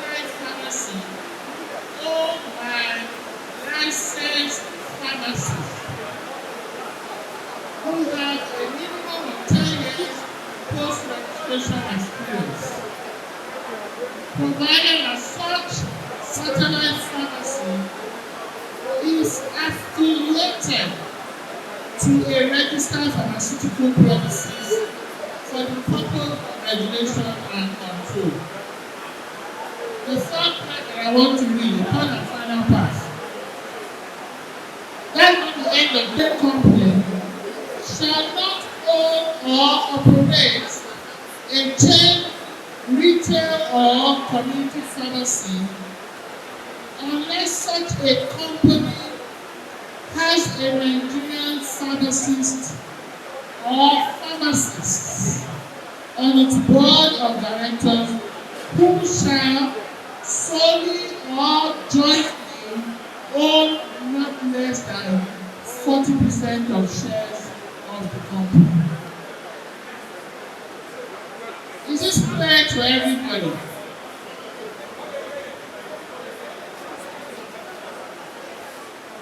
After lunch.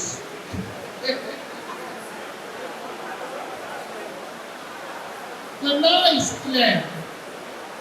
If you have a business that you want to operate as a retail or community pharmacy, you need to have a pharmacist on your board.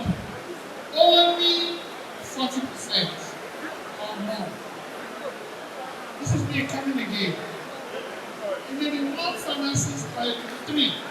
If it's 3 or 2, jointly 40% or more. It also said they will license satellite pharmacies. There must be a pharmacy, a satellite pharmacy linked to a licensed pharmacy. Are you together? And the person running it must have at least 10 years experience. Now, in the light of the reality of service at the last mile in Nigeria, dear panelists, we do not have enough retail pharmacies in Nigeria. This is a fact. According to WHO standards, if we take one pharmacy per 1,000 people, we should have 200,000 retail pharmacies. To take one pharmacy per 10,000 people, we should have at least 20,000 retail pharmacies. So we don't have enough. I think the last statistics I saw is about between 5,000 to 8,000. So Nigeria has found ways to encourage more of the retail pharmacy service at the last mile. Because what we're trying to get to is the people. The people must get good care from someone who has been trained as an expert in medicine.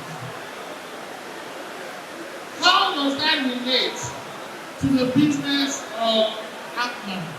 That is my first question. I'm going to ask 3 different panelists to give us in 2 minutes. Please, let's try and keep it to 2 minutes. How does this reality and the law relate to the business of Appman and Appman members? I'll start from my immediate left. After you, please pass it on. 2 minutes. Thank you very much. Thank you very much.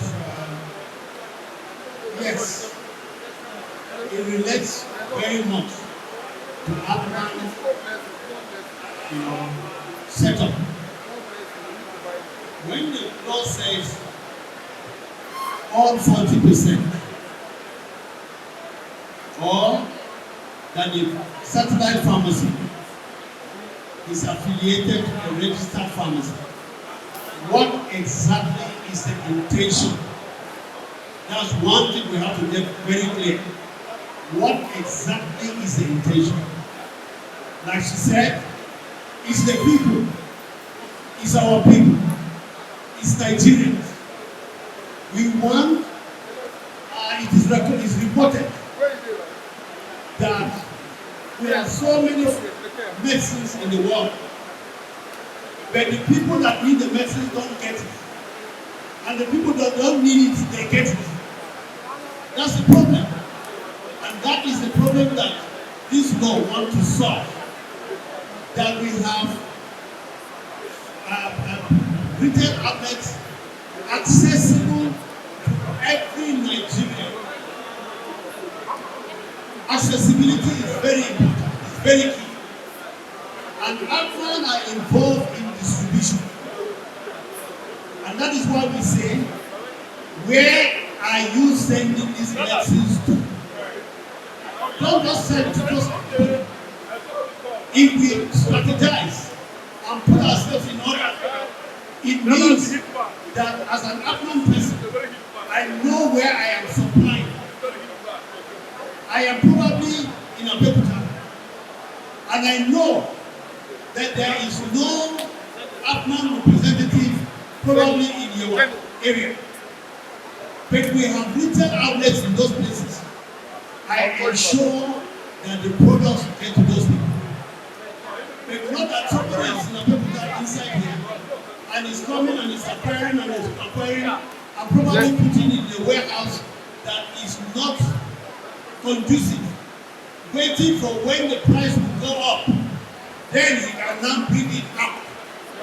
In that case, we're not helping farmers. We're not. We want that our people, every person that needs that medicine, will have it. When our keynote speaker was talking about, it was PC, she was talking about that what is required in Kwara and what is required in Ogun State.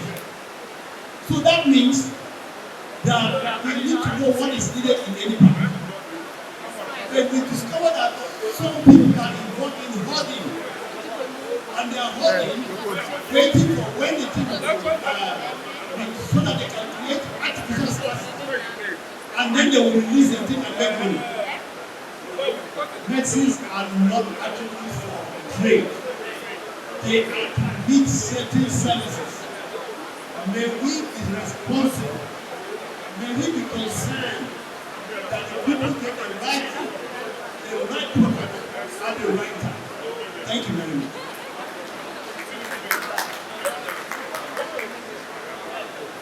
Good afternoon, President.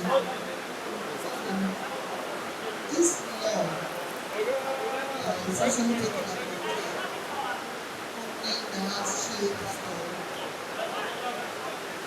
some of us have problem outside this country, because some of these chain stores, we talk about chain store. The chain store, we have a more in almost all the states of the federation, in almost all the cities of the federation, like the US now. You will see M&S in almost all the cities. Even in the village, you will see more M&S. And M&S, when you enter or Nest, when you enter Nest, anything you can buy in the city is what you will get to buy in Nest of the village. Because I've been to America, I've been to UK. Anywhere you enter Nest, whatever you can buy in the city of Nest, or in the city, is what you will get in the Nest that is in the village. This is what we're talking about. A company or for example, I'm not saying them, like shoppers, they have almost all the state of the federation, and they have pharmacy shop inside of them. So, like for example, now, if like my honorable Falabi want to open a chain shop in all the profession, God bless him, and he want to open pharmacy shop in one of them. This is what I call a chain shop. Now, when we say there must be pharmacy was found at 40% is because we want pharmacists to contribute to the running of the. You know, it's a professional. This is not business matter. This is a professional issue. A professional must be there. It's like not to start a medical hospital, not to start a hospital, and you don't want to have a doctor there. How will you be able to run? Even when I enter that place, I say, where is the doctor? I don't see doctor. I don't believe they say that practice. So that's the reason why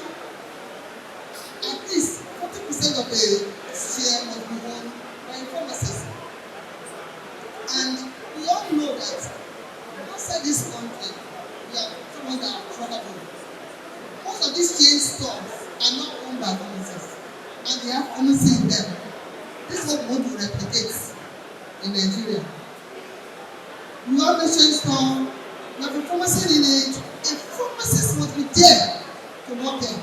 Whatever it is, whether the chain store is in America, it's in Lagos, whether it's in my village in Morocco, Ekiti, wherever it is, there must, whatever is happening in the one in Lagos must be replicated in the one in my village if that is owned by the same Honorable Afolabi. Not that because the one in Lagos is more lucrative, the one in my village is not that lucrative. You put the two pharmacists in the one in Lagos, you will not put any pharmacist in the one in my village. It doesn't work like that. Once it's a pharmacy shop, a pharmacist must be there. And when we're talking about chain store, although there has not been SOP on it actually, but that's the what we are trying to replicate. What is happening outside this country in other developed countries of the world, we also want to replicate in Nigeria. That's what we are planning to do.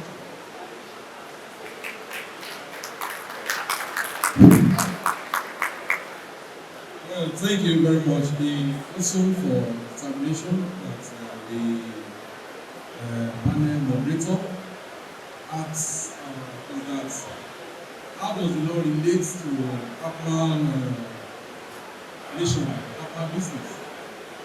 And my response will be that the law is counterproductive. The law is counterproductive to the intention and also to ease of doing business in Nigeria. First, we are saying that there is very little, the retail pharmacy available in the country, they are not sufficient. That is the underlying pathology of the whole thing. They are not sufficient, and if something is not sufficient, and we are trying to make it available to everybody, I believe what we should do is to make it easier for people to not be able to reach out to those places that are left out. The moment we are now trying to make it more strenuous, more difficult, and for the people, that means we are going against the initial intention of what we plan to do. I remind you, the intention is to make retail pharmacy quality-wise available in as much areas as possible because we have less.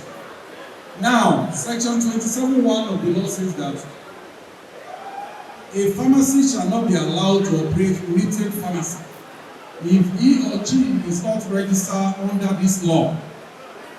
Okay, that means if he is registered under the law, he can operate retail pharmacy. Now, we business owners that we are not pharmacists, we are now expected to employ pharmacists. The law says once the pharmacist is registered, he can sell retail pharmacy. If we now employ the same person, and we are not being told that the same person who can sell retail in his own business cannot sell retail in our business, the same person, the same registration, the same academic qualification, then it is counterproductive. Because it means the essence of the law is being defeated, which means we want to get across to more people. If pharmacists can sell retail in their business, and it's the same person, the same qualification, no extra academic qualification needed, the moment we employ him and is registered under the same act, because the minimum prerequisite for him to practice retail is registration under that act.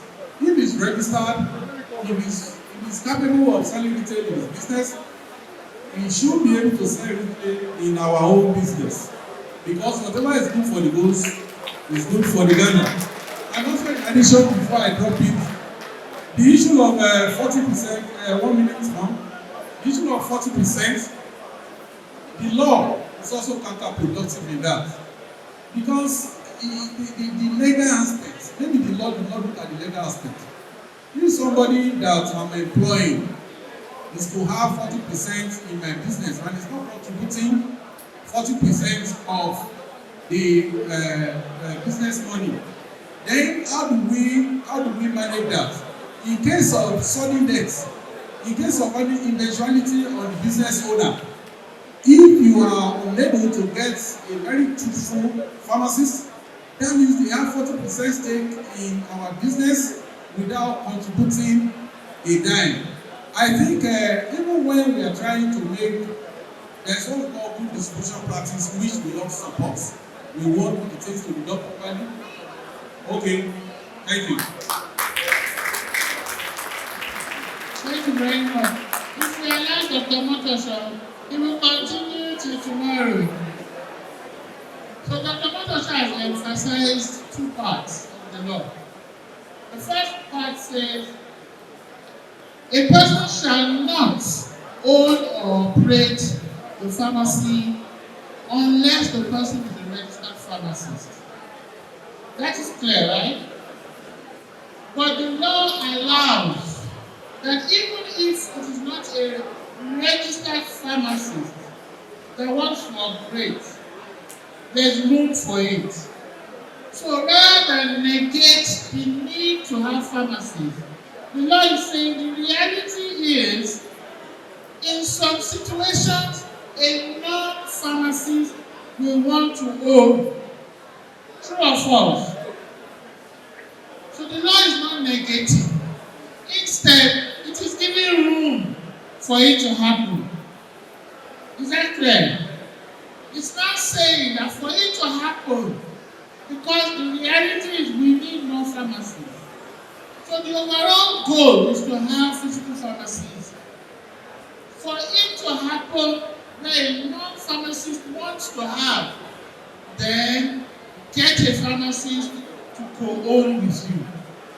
So the law is not talking about working. This one is not, this particular section is not about you hiring a pharmacist. That one is clear. If I'm giving drugs to your brother, to your mother, to your sister, you will want the experts to give you. Not so. If we're flying from here to London, do you want the air hostess to fly the plane? Hello?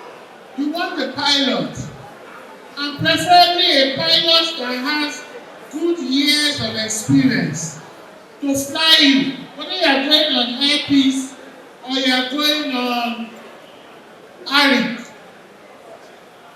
So the law is clear that the pharmacist should be the one serving you. But the ownership of retail, not distributor, retail, they are saying for it to happen, where a non-pharmacist like an Appman member wants to have retail, the law is saying there is room for you. How? Hold a pharmacist under your arm and have a joint venture. Are we together? That's what the law is saying. So the law is allowing for more pharmacies that are retail. It's allowing. It's not forbidding. It's just saying that the condition where it is not 100%, whether it is a chain or a single pharmacy, go and find a reliable pharmacist to work with you. So I think that the law is enabling rather than disabling. Is this clear to everybody? The reality, however, is where do you find the pharmacist? Is that not a problem? We need support of the regulators to help to implement this law. So my next question is this. Since we're all clear, sorry, so quick. We've said what are the challenges and how does it relate to Appman business? What support is needed and what support is available from the regulatory agencies to make this thing happen. Because if you get a pharmacist to own 40%. And tomorrow the pharmacist does go do and pulls you out of your business. What do you have to fall back on? Do we have the support of PCN in such a situation? If not, is that the kind of support we should be asking PCN to help with? Am I saying something here? So, what support is needed? What support is available for members of Appman from the regulatory agencies? Can I ask those PCN, or I should ask more members? Let's ask PCN first. And if pharmacy is needed or not, give us satisfactory answer. We will send more questions to PCN ahead of it. Not so much. Now, last time we get this the description we got in, because we also did crooked agreement. Now you see someone to have 40%, he must have 40% contribution to that business. Okay now, but if you are not saying don't worry, let's tell lie, you are not contributing anything, but inside document, when I finished, I'm telling you reality. When I finished from school, I was doing my interview. A shop owner approached me. That time they say it will be 70%. He said I should say I'm the 70% owner. You service, so I just finish you service. I was about to finish you. Somebody I say I'm the 70% owner. Say you own 30%. When I don't get couple. He did the agreement, but me, I already discussed everything with my father. I took the agreement to my father. Daddy, you see job where I get to. Say, Mikel, it's like you are going to go back to school. I said, why? Say, you are going to start, you are going to lay foundation of mud. And you are going to build on it. You are going to lay foundation of lying. And you build your life online. Later that building will collapse. Don't start your life with telling lies of what you are not owning, what is not your own. And you say you are the owner. If you want to employ you, let you employ you and you are saying you are not the owner. If you can employ you, good. If he does not want to employ you, go and look for job. His job is so scarce. Don't go and tell lies. I went back to your son, Papa don't agree. My Papa said we go school. So if you don't agree, no agree. I said Papa don't agree. So I refuse. That's why I can sit here, I can talk confidently. You want me to mention the name of the person later? Mention the people that are aware of it, that know him, they know him. So, if you have a crooked agreement, yes, that's what you say will surely happen. You will be afraid. Because from the foundation, it's already crooked.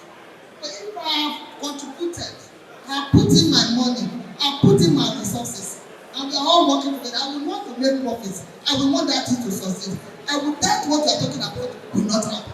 Thank you. Okay, thank you very much. Let me quickly just add. What she has just said is exactly what is obtainable among us in this country. We need to work towards making Nigeria self-reliant and a country of integrity. That our word is our word. Not that we say one thing and do another thing. No. Business in Nigeria obey the laws of business anywhere else in the world. So if we try to manage to manipulate our own, let me tell you, it will fail. It will fail. So what we need to know here, even if you said, look, I have an example in Benue State. It happened in Benue State. The non-pharmacists employ the pharmacists. And they work together. And in their agreement, they said, look, an amount of money is going to be set aside for you. And after some number of years, we will start yet another outlet. And you will manage that outlet. And that's the way we're going to go. And let me tell you, and that was what they did, and they succeeded. There was no trust. They kept to their agreement, and it worked out. So if we come up with proper agreements and we live by it, get a lawyer who will put all the necessary things in order, I assure you, it will work out for us. Thank you. Thank you very much, sir. So I'm coming to Dr. Motosho because the regulators have said if you do a straightforward business with a pharmacist, ideally that pharmacist that is owning 40% or more should have something of a stake in the business, not the wuru-wuru agreement. That if it is the wuru-wuru one, they cannot help you. But if you do the right one, and we know pharmaceutical business is not unique. In any business, even if we have laundromat and we put washing machine there, sometimes some partners can dispute and fight and fall out. They both brought equity. So a pharmacist can bring equity, the non-pharmacist can bring equity. Is there an ombudsman or a dispute resolution arm of PCN that can get involved in these cases? If not, is this the time for Appman to ask, these are our requests. We want to meet some of the needs of access to healthcare in Nigeria.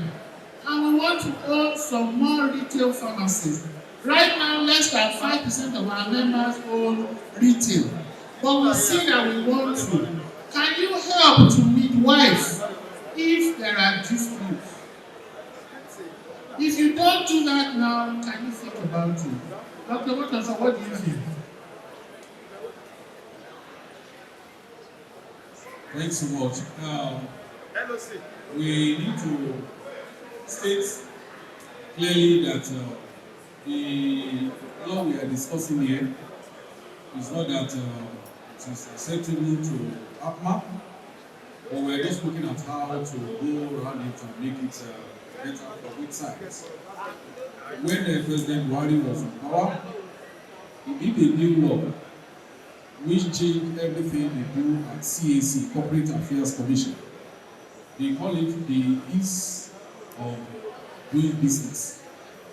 When we say that retail pharmacists are not enough, and the conditions stipulated to make it available is stringent than before, we are only moving in circles. If there is no distance moved, there will be no work done.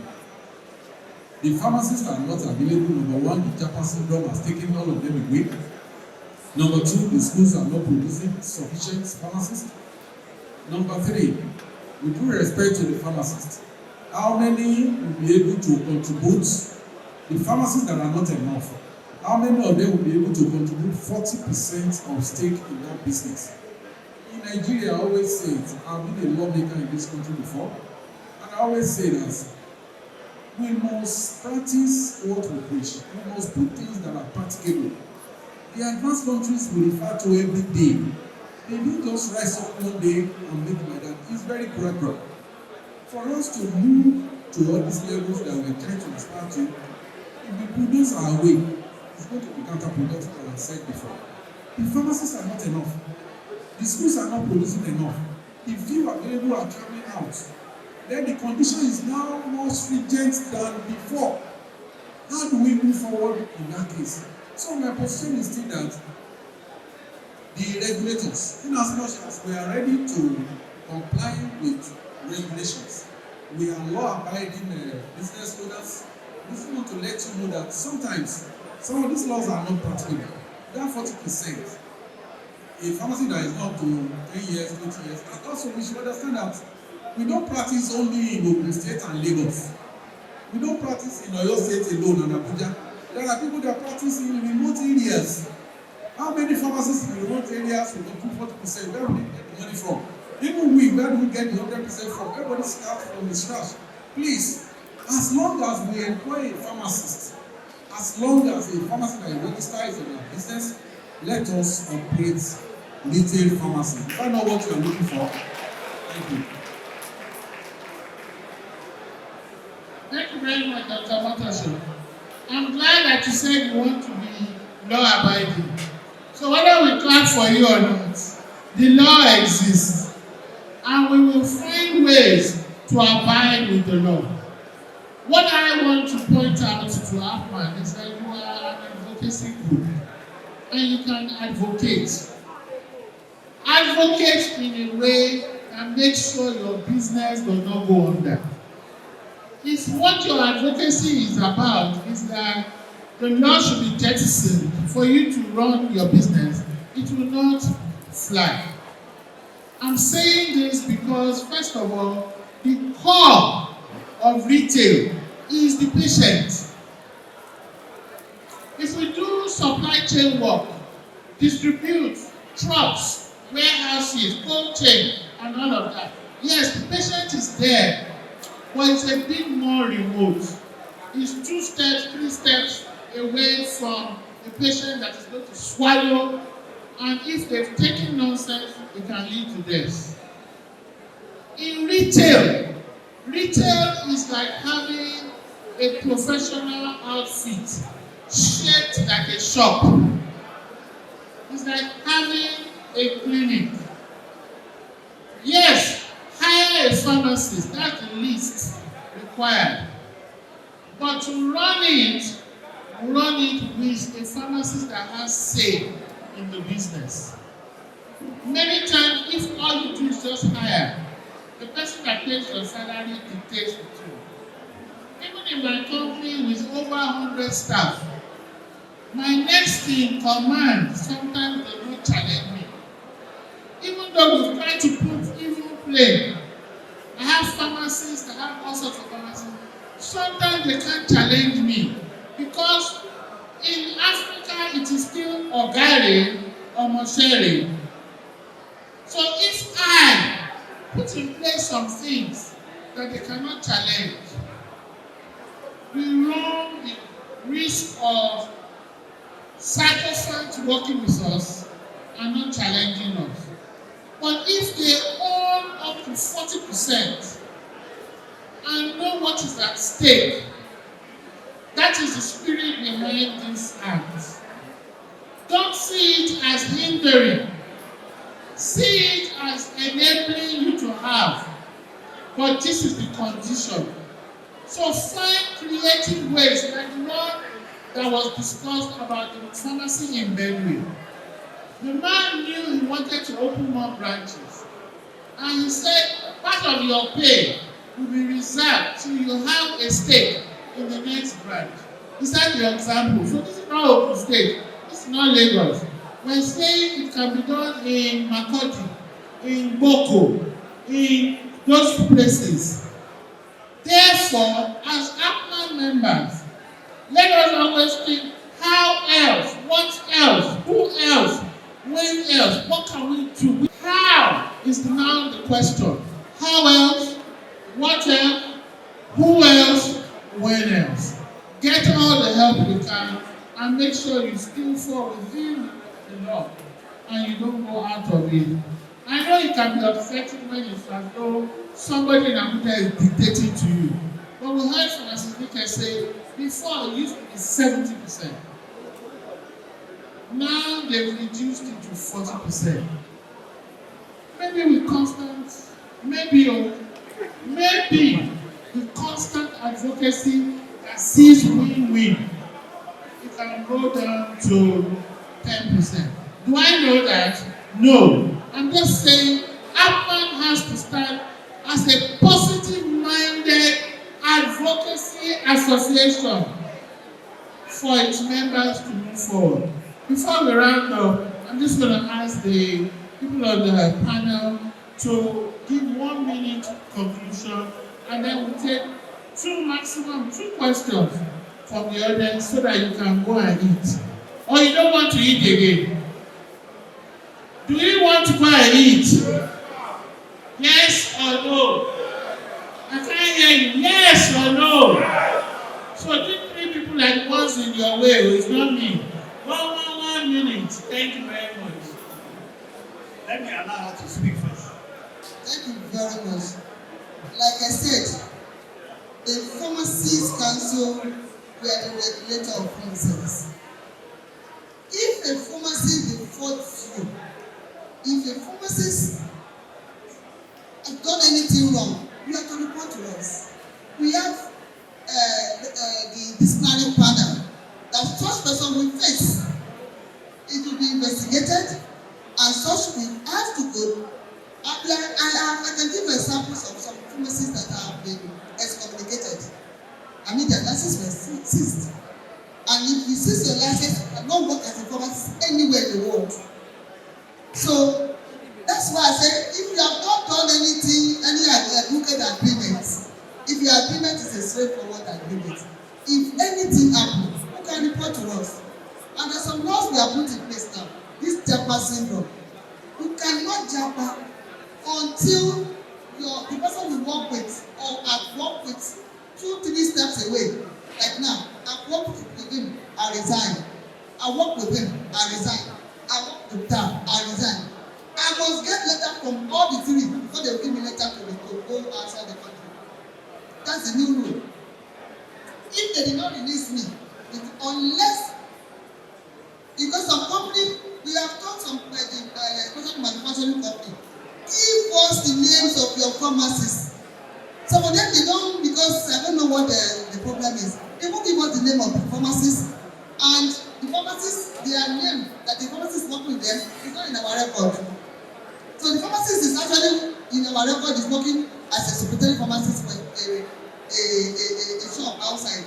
So when that pharmacist japa with their money, they will not say writing them he's working with us from this year. Whereas in our record, he was working with Honorable Afolabi, and we continue to use him as example. He was working with Honorable Afolabi, and he got a letter from Honorable Afolabi that is of good standing, he has no problem, and for that reason we are giving letter to Japa. Now after he has Japa, the company, sorry of that, we use the expressor, never now wrote, he has run away with my 20 million naira. Oh, how do you help me to get my money back? You understand? So let's be straightforward. It is the laws are there to help us, to help owners, help the pharmacists, and to control any form of atrocity or irregularity. Please, let's do things right. Let's do things according to the law. My girlfriend, how are you? Thank you very much. The first thing I would just say is that the end must justify the means. If we are required to go through all those laws, and there is a patent medicine store beside my store who sells more than what I'm selling, and there is nobody that has 40% in his business, and it's not even desperate to have a pharmacist on seat, and it's also not paying the same salary, it's not renting a house for the pharmacist. These regulations is shocking us. That's the truth. And sincerely speaking, it's going to kill more of these businesses, I can assure you. In as much as we want to obey laws, we want to follow regulators, we want to do the needful, let us be mindful of what we impose on people. If I cannot sell, you are holding my hand, I cannot sell retail, and several patent medicine stores in Abeokuta here, in Kafansha, in Suleja, they are selling everything, including electricals, and they are getting away with it. We are not supporting them. We are saying that give us regulations that we can swallow so that we don't die. Thank you. Thank you very much.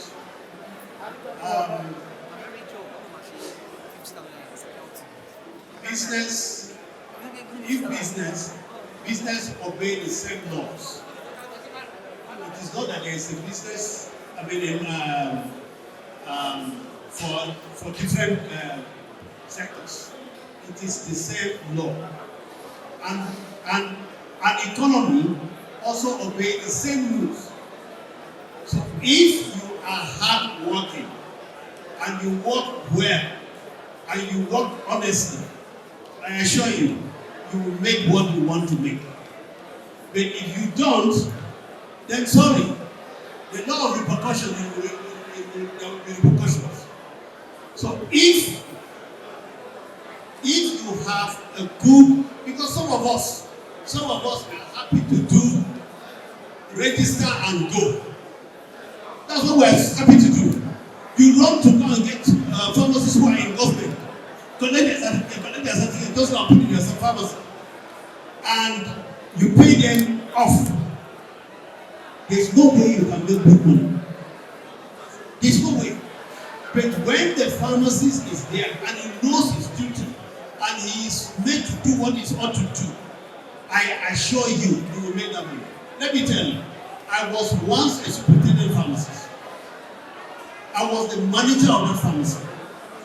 And I made sure that we make the money that we pay every staff, and there was profit for the owner. We did. I did much more than what he wanted me to do, because I knew what I was supposed to do, and I rendered account, and we kept making profit. The first year, we had expired products. I came to meet them, about 300,000 plus. Let me tell you, the next year, I brought it down to 18,000. To 18,000. So if you get a real professional and he has to do his job, I assure you, you will make that money. So let's do what is right. And that which even Providence will account for us and will tell us that yes, we have done well. Thank you very much. Please, a big round of applause for the panelists. Do we have anyone in the audience with a comment or two? Okay, 1, 2. That's all. Please come forward. Thank you. Please keep it very short. Thank you. Thank you very much for this conference. In terms of the 40% law, I think today I get it even more clear.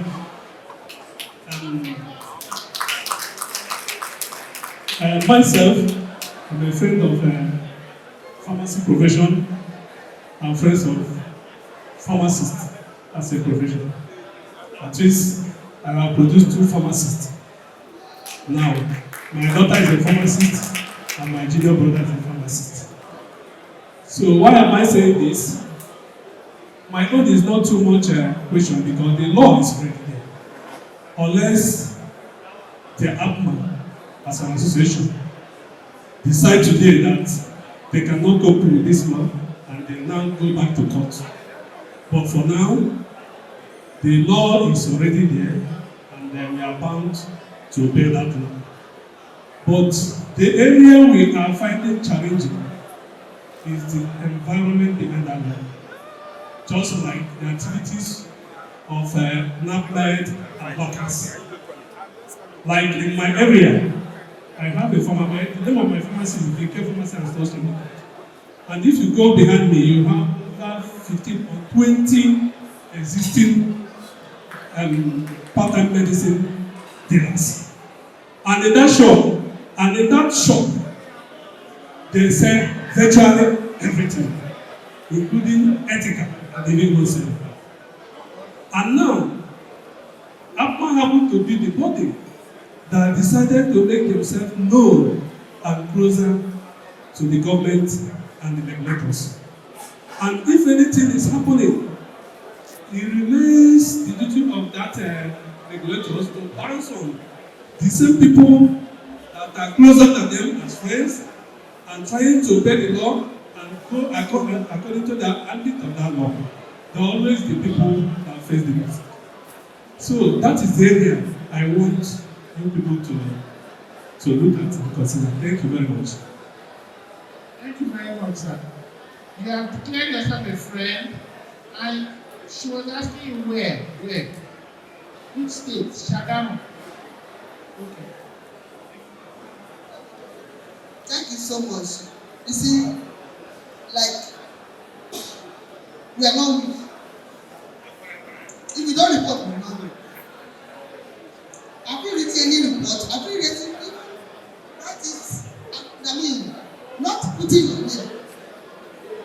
Even why are you afraid? What are you afraid of? I'm sure those people behind you, they are not registered. Because we can't register a Peter, unless if you have been there before you have. But we can't register a Peter Mercy, not to a pharmacy shop. Whether it's owned by a pharmacist or it's owned by a pharmacy, that's not the case. Once we are registered as a pharmacy, next Peter Mercy store that will register to be 400 meter away from you. That's what the law says. Unless and if you met that Peter Mercy there. So, but next that one, you can't chase them away. You expect that your professionalism will chase that person away. For example, when we were doing enforcement in Lagos, for those of us in Lagos, you testify to this. We were working, I was working in Maryland. I could not find one Peter Mercy. I had to be asking, please, is there any Peter? I had to be asking people that are selling tomatoes, where is Peter Mercy? And I had to tell me, go borrow to get the Peter Mercy. Why? Because the reports the year before that year, I said, sir, but you have been registered. Why have you not registered? He said, no, see, pharmacy major also open for my front class here. I know, sir, I will leave this place. As he does there now, no matter me send anything ethical again. So I know, sir, they leave. That's why I cannot stay. I have to leave. That's why I'm not ready. I'm looking for another place. But I still have to close him down. But that's what the law says. So what am I saying? If you are practicing right, if you are doing the right thing, one, you don't need to chase them. That's your professionalism to chase them. Number one, yeah. Number two, reports. Let us know. We are not wishes. That's letter to us. Tell us where you are. Tell us if we may not call you, we just I know Ali. As Kelly is on sit now, you will cut it down. And the next thing you will just sing around your area. Copy the place. You understand? Please let if there's any illegality that America was telling us. If there's any illegality going on around your area, please inform us. We are not witches. Thank you. Quickly add. Who is from Adamawa here? Anybody from Adamawa? Okay, let me assure you, in Adamawa, in main street, you cannot find a better medicine. And that is the law. If you are a better medicine, you cannot be found on the main street. So, and that is supposed to apply in many other places. And if there are challenges, please report, and then we will take care of it. Let's work together. Let's close the gaps. We're not fighting you. You shouldn't be fighting us. Let's work together and identify where we have challenges, and let's fix it. Thank you. Thank you so much, sir. I hope everybody has heard this. Dr. Motosh has spoken for you that while the law is choking you, the regulators are looking away from those that are doing nonsense. So the two regulators have sat here and said, you do the proper thing. Part of that, your proper thing will chase away the charlatans. But you still have room. Anonymously report. If you find a Peter Mercy store selling Essica, why will you look away? It's almost like when you think, if I report them, their business should go down. I don't want them to come out. No. We are allowing them to hurt people. I've seen Essica being sold with those cuts. They underdose, they misdose, they misprescribe, and they do all sorts of things that harm people. All this kidney failure, all this cancer we're seeing, many of it is coming from wrong use of drugs. Please, I beg of you, this is public health. And if you throw stone in the market, there's no way it will hit your family. The last comment or question or comment, sir? I'll keep it short. Thank you, ma'am. Good day, our wonderful panelists, and the wonderful and very insightful conversation. Thank you very much. Appman! Thank you very much. Personally, maybe I was not the one understand the way you read the law or how to explain it. Because personally, I own a pharmacy shop. I don't operate it. That is why I have a registered pharmacist that is there operating it. Then my question is that the section we read, the 27.1 to 3, at the end, I don't think we're able to get the final answer to that. Because does it mean that if I have a pharmacy that owns 40% equity in my company, I have the right to own a retail or a community pharmacy? That is why I'm asking the question. My question goes to the PCN General Coordinator. Thank you very much. Thank you very much. Where is your pharmacy? Abuja. So let me read the law again. In case there is any, because the first speaker said he understands it better. The second speaker said, I don't understand it. So in class, you don't have a teacher. You must accommodate different types of students. Abi? So I will read it again, please. Forgive me.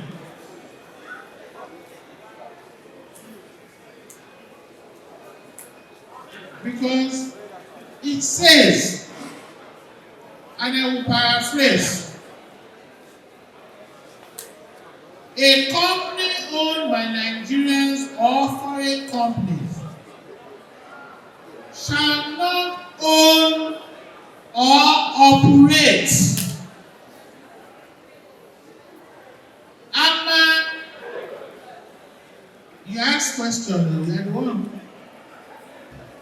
You shall not own or operate a chain or a retail one single community pharmacy unless your company has a Nigerian, not even a Cameroonian pharmacist, a Nigerian pharmacist or pharmacist on its board of directors.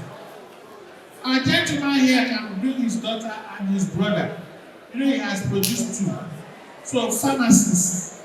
But if it's only daughter, pharmacist, that daughter must own 40% of that company. Are we together?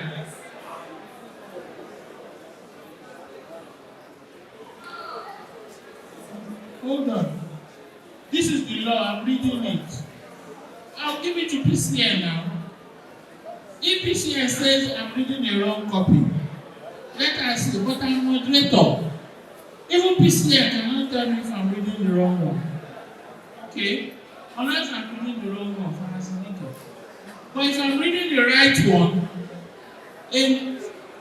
unless such a company has a Nigerian pharmacist or pharmacists on the board of directors who shall solely or jointly own not less than 40% shares of the company. That is the new act. So, PCN, this is the new act. Ma, do you have something contrary to say? Thank you very much.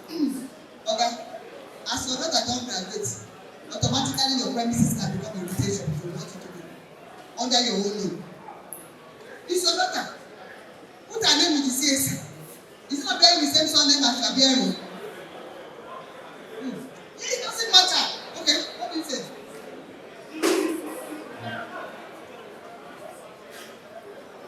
No, it doesn't matter. Okay, can I say something? Look at Julie Pharmacy. We all know Julie Pharmacy. The daughter is not that studying pharmacy. And the daughter's name is Ogunoti. Yes, her name is Ogunoti. She is the one in charge of the premises now. And everybody recognizes her as the next generation. Even though she's not bearing the same thing, it doesn't matter. It's her daughter. You understand? Once your daughter has graduated as a pharmacist, you have already become a retail pharmacist. If you want to, just produce. I'm telling you what you're supposed to do. Maybe I should drop the mic. I said, if your son, if you are bearing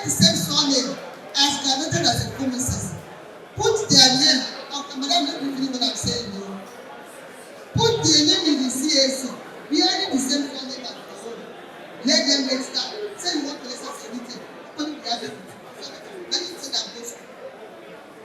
That's another one. Please let me finish. Now, when it comes to this particular law, that has always been. It's not a new law, organic. That's the truth.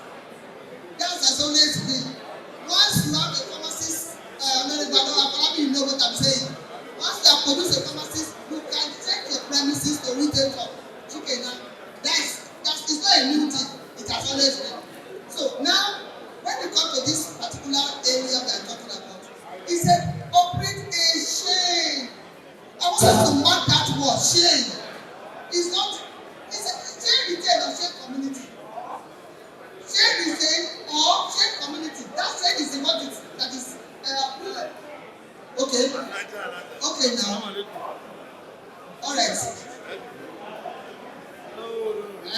Please, it is very clear that it is a chain or retail pharmacy. You need to have clarity on this. It is chain or retail. Appman can write to PCN to help you clarify. But it is chain or retail. And it is very clear whether you have a daughter and a pharmacist or not. You must have a pharmacist on your board that owns 40% or more. The issue here is that how practical is that? And we have said get all the support that PCN is offering. She has said you can report the person if you didn't have the Uhuru agreement. She has said you can have anonymous reports if you find people doing things around you that are not correct. We are saying, can they go further to have ombudsman or midwifery or dispute resolution services? These are all things that Appman should ask for. But in the pharmacy retail practice, it is chain or pharmacy. Me and you will talk about it later. Okay? That's our own other thing. I ask for truth. If we continue, we will not eat. So let us go and eat. We are still here till tomorrow and the day after. Is that also? So thank you so much. God bless you. Let's take a picture together. Where is the president? Please come and take a picture with us. With the panel.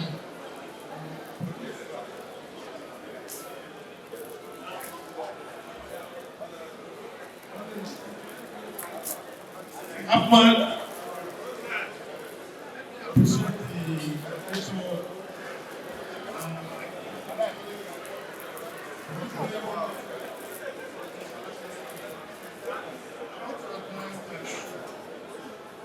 we have met, and we have met. Let's all go back there and keep doing the right thing. I said, we are devoted to bureau regulations. And we also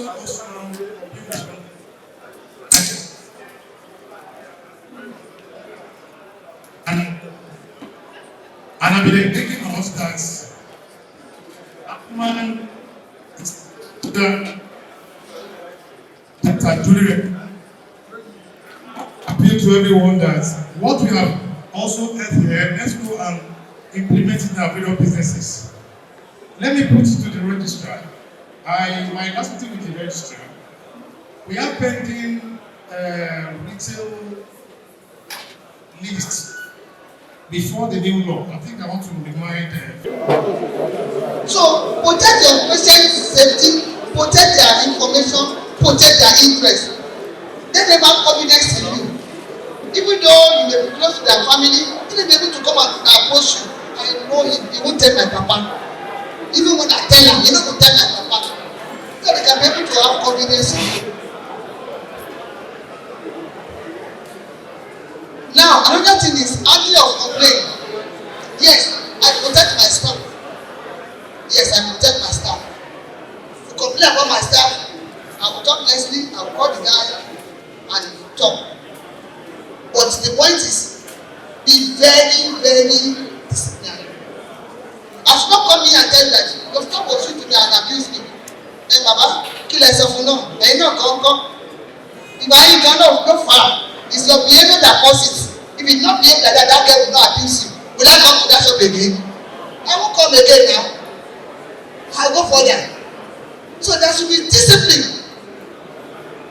Please, let's discipline our staff. Let's discipline ourselves first.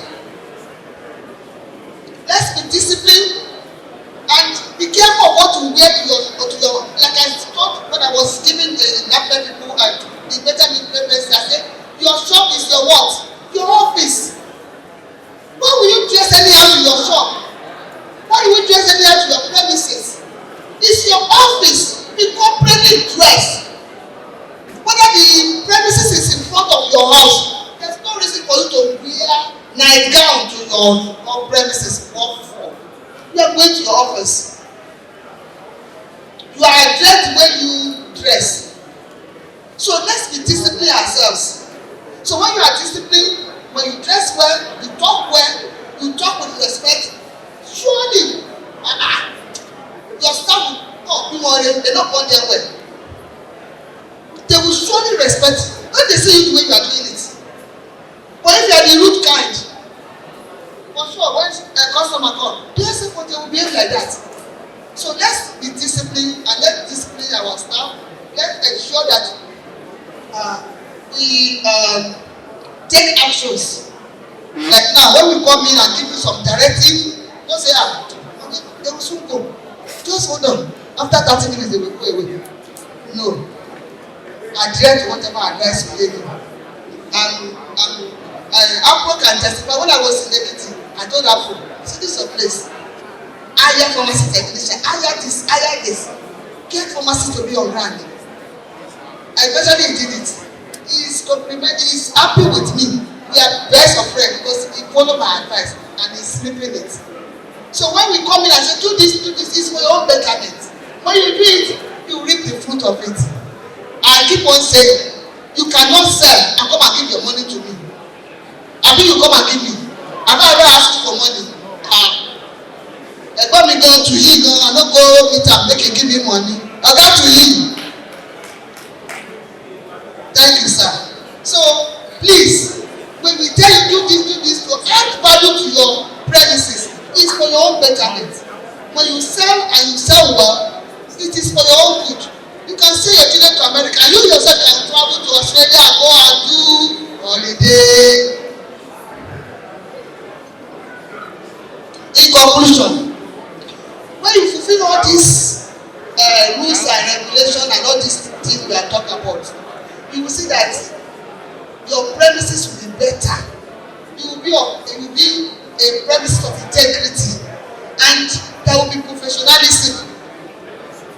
People will show professionalism, and the well-being of your patients will be ensured, and people will rely on you, and they will want to come to you. Thank you. God bless you.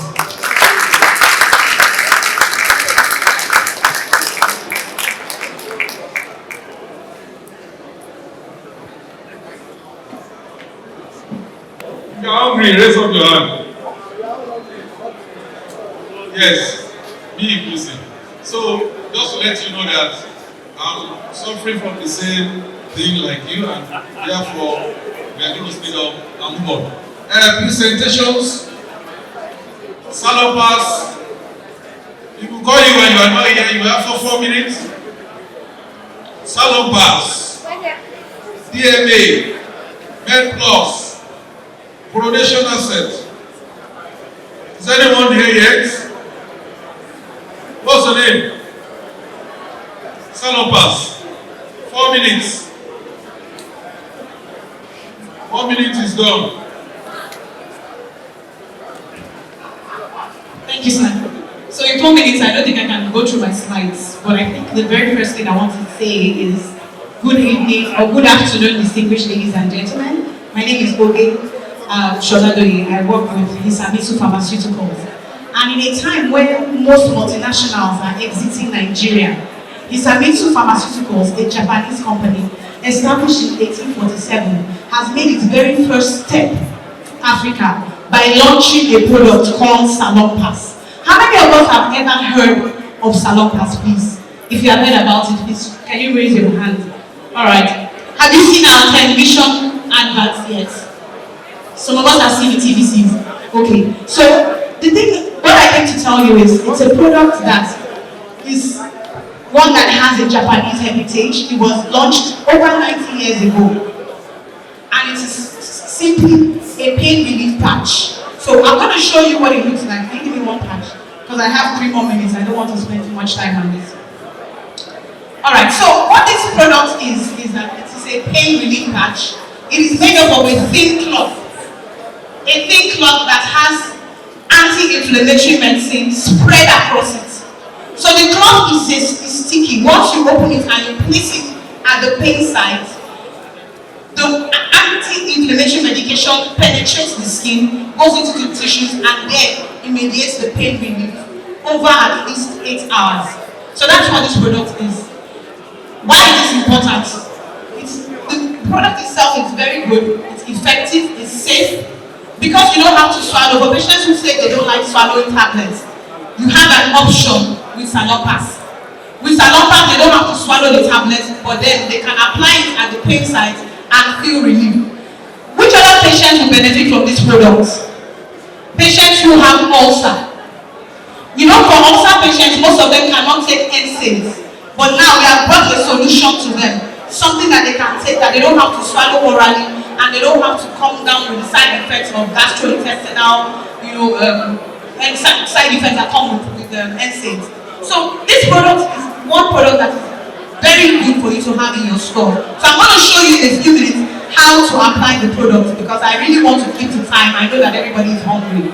So we're going to show. Can the ladies who are around, please can you distribute the product to everyone, and then we'll show you how it's done, how it's applied. Alright. Okay guys, my name is Levinus. I'm also working with Excel. So everybody that is with the patch, okay, now so you follow my colleague Nancy to show you exactly how it's done. So there's a perforated line on the patch on the sachet you have. Just tear it out neatly, and you'll be able to pull out the patch itself. So this is what the patch looks like.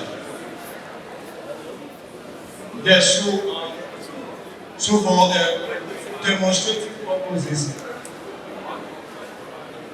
patch is a quick video.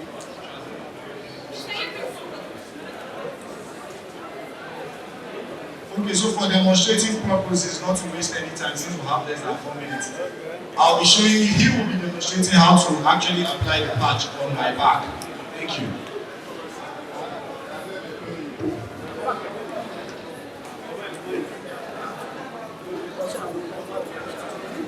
Alright, so the first thing to do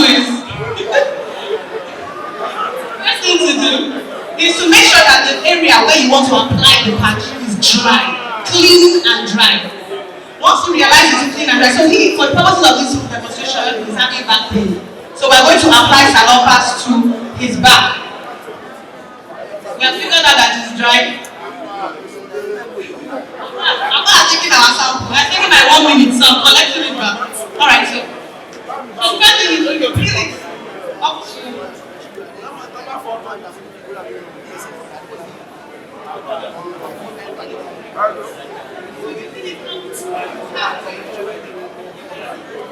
have your samples, can you just make it up?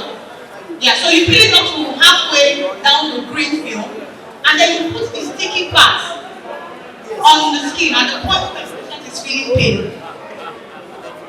So once you apply the sticky part, then you pull out the green film, and then you have a very neat application, and you smoothen the edges. Now, as it is here now, what is happening is that the methyl salicylate, this product contains methyl salicylate and camphor. It will gradually penetrate the skin into the tissues and start to mediate pain relief. And as long as you apply this patch for the next 8 hours, you feel relief from the pain. So again, this product is solving problems for people who do not like swallowing tablets. It's solving problems for people who are ulcer patients who get gastrointestinal side effects when they take NSAIDs. It's not very convenient for people who do not like to apply products severally, because for people who use balms, they have to apply the balms over and over again. You know that balms, because of methyl salicylate, which evaporates easily, they have to apply the balms over and over again. But here, you have the cloth covering the methyl salicylate, locking it in and ensuring that it stays in for at least 8 hours. So this is a product that solves those three major problems. Who can remember the three problems? One, patients who do not like swallowing tablets or who cannot swallow tablets. Patients who are ulcer patients, right? And patients who are concerned about gastrointestinal side effects. And then lastly, patients who need convenience. Thank you, sir. Have you tried it? Thank you very much for your time. I appreciate it.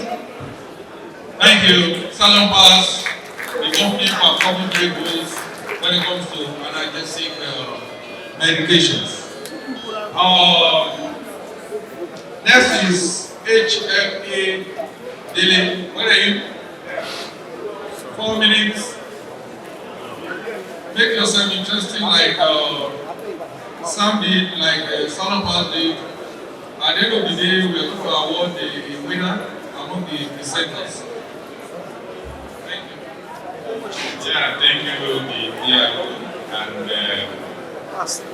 double at the end of today. The chairman of this occasion, members of the White House, the special reference to the chairman and national president of Appman-ng and the distinguished members. Good afternoon. Please, because of time, I would like to ask that you permit me to continue on the already established protocol. And because of our time, I want to tell us that Dele is here.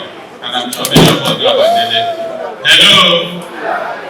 How many of us here know about Dele? Yes, so Dele is our own. So I want to thank you very much for this opportunity. But you remember that Dele has not been involved in our meetings like this before. And this is the first time we are coming up. Yes, the first time we are coming up to be part of this meeting and at these conferences. And I want to assure you that going forward, we will continue to give you that support because we are together. And ask me the question, why are we interested in partnering with you? The reason is because Dele started like we are.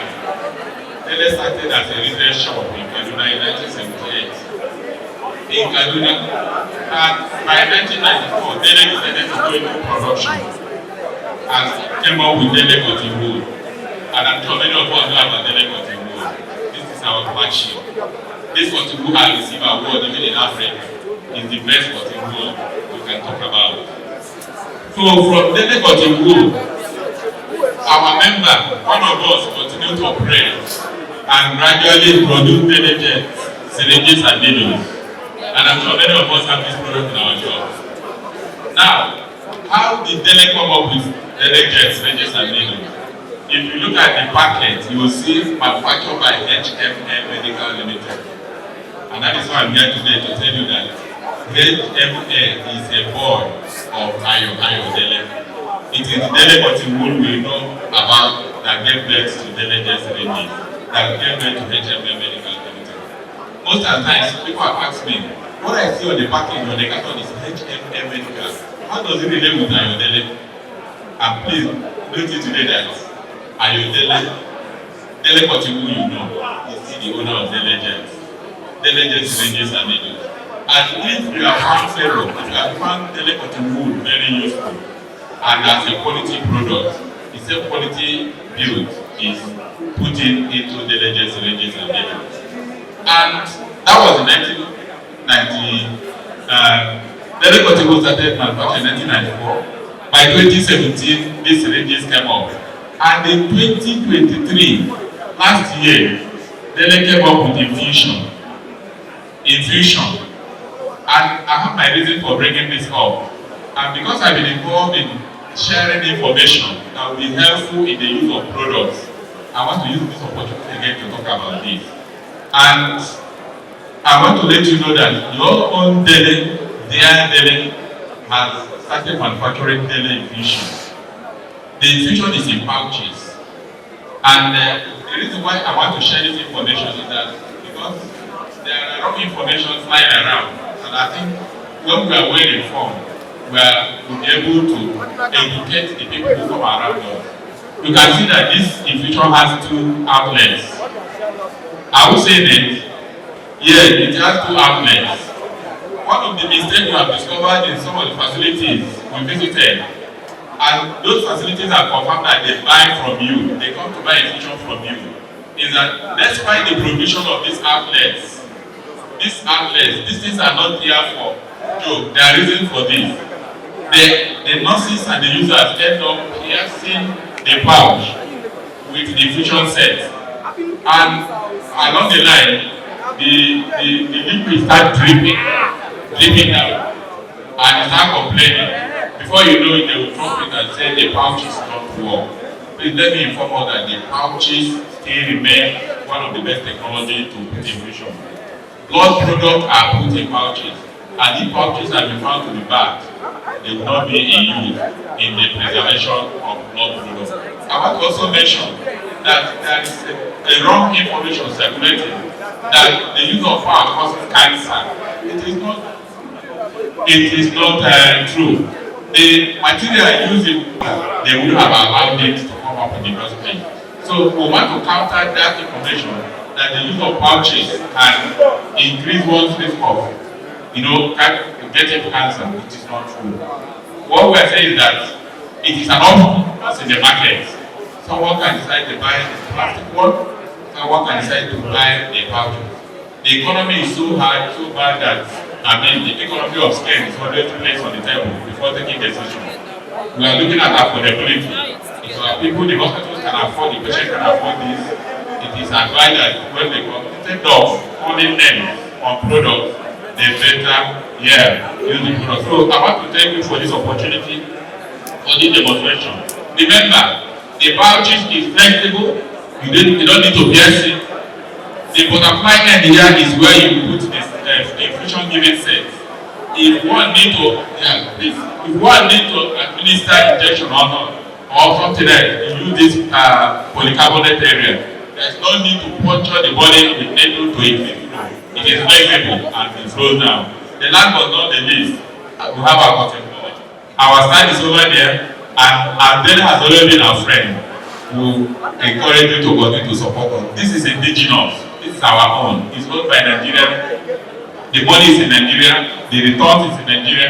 Everything is Nigeria. This is our own. Thank you again. I am Charles Akaka. And my colleague, Mr. Kazim. God bless you. Thank you, Mr. Charles. He was teaching us how to puncture giving the infusion plastic and are you doing giving sets? Do you manufacture giving sets? No. Just say yes or no. Do you do giving sets? Okay, they said they are in the offing, and when they are in the offing, that means they are coming very soon. But you are teaching our people how to puncture it in the presence of a regulator. And yesterday they were accusing us that we sell flyers in our pharmacy. So we don't need the how to do it, but we patronize it. That's what we want. And none of us are becoming information source. So when people come around to say this or that, we should be able to advise them. That's what I said. Thank you. So it's meant for informational purpose and not for action. Now, MedPlus, are you here? MedPlus, what's your name? What? Divine Matthew. I can't find your name here. Oh, you are very beautiful. Go. Kindi. I said she's very beautiful. Am I lying? I said, let them look at you. Is it a lie? No, sir. God bless you. Hello, good afternoon, everyone. My name is Ifoma Itokafu. Please, it's not MedPlus. It's Dallaston Pharmaceuticals. And our product is called Revive Active. Okay, I'm sure you have seen it somewhere or heard of it, right? You've not seen it, you should know about it now. So, I'm going to just quickly speak on this variety of products. So the first one I'm going to show you is the beauty complex. Okay? Now this beauty complex, there's so many other you can say beauty products that are in the market, but they are not the same with ours. Now this has 7,000 milligram collagen. Okay? This collagen is very good for your skin, the skin barrier function. right? And it helps to prevent water loss from the skin, and it also helps to prevent the skin relieving any microorganisms or any of these different microbials that could, penetrate through the skin. So this would help to keep your skin intact, and it's very good to prevent acne, to prevent all those skin dermatitis and all the other skin conditions. It's also very good as an anti-aging because it has collagen in it. Now, it also has hyaluronic acid and phytoceramides and biotin, which is very good for your skin. Now, I'll move on to one more. Now, I'll move on to Revive Active. Now, this is the big guy.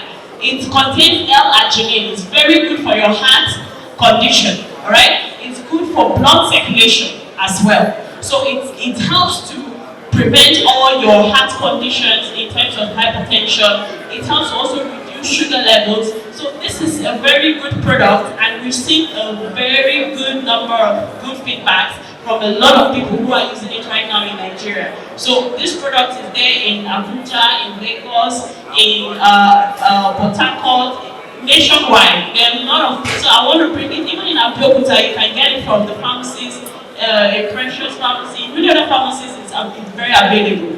And I just want you to know about it, because if you're not taking this, then it mentioned to you about how your health, taking care of your health, taking care of, you might want to take pills, the tablet forms, but then maybe you feel like you don't like the taste, or you don't want to be taking medication all the time. These ones come in sachets.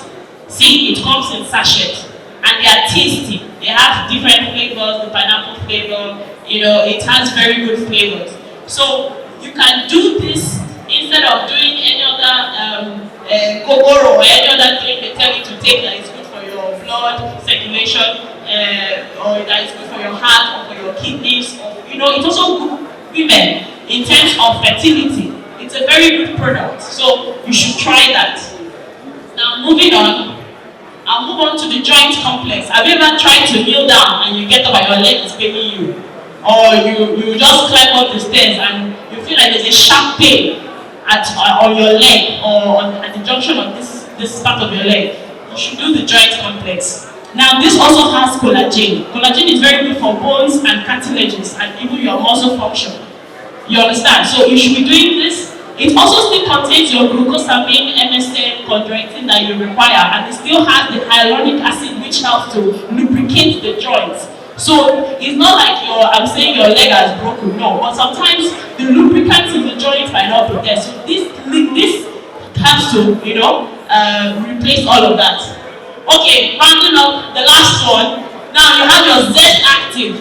Okay, so for those who you want to maintain your weight, you want to also be strong, you're into exercise and all of that, this is your product for you. Okay, so moving around now, I have my people sharing the samples. One sample of this, so you just look around, they're moving around. We have two people moving around and moving the sample. So please, just taste it. The taste is very good, and this product, you can come to our store. We are on Hall A. You can come over there to purchase and keep it in your pharmacy, and even use it for yourself. You should also use it for yourself.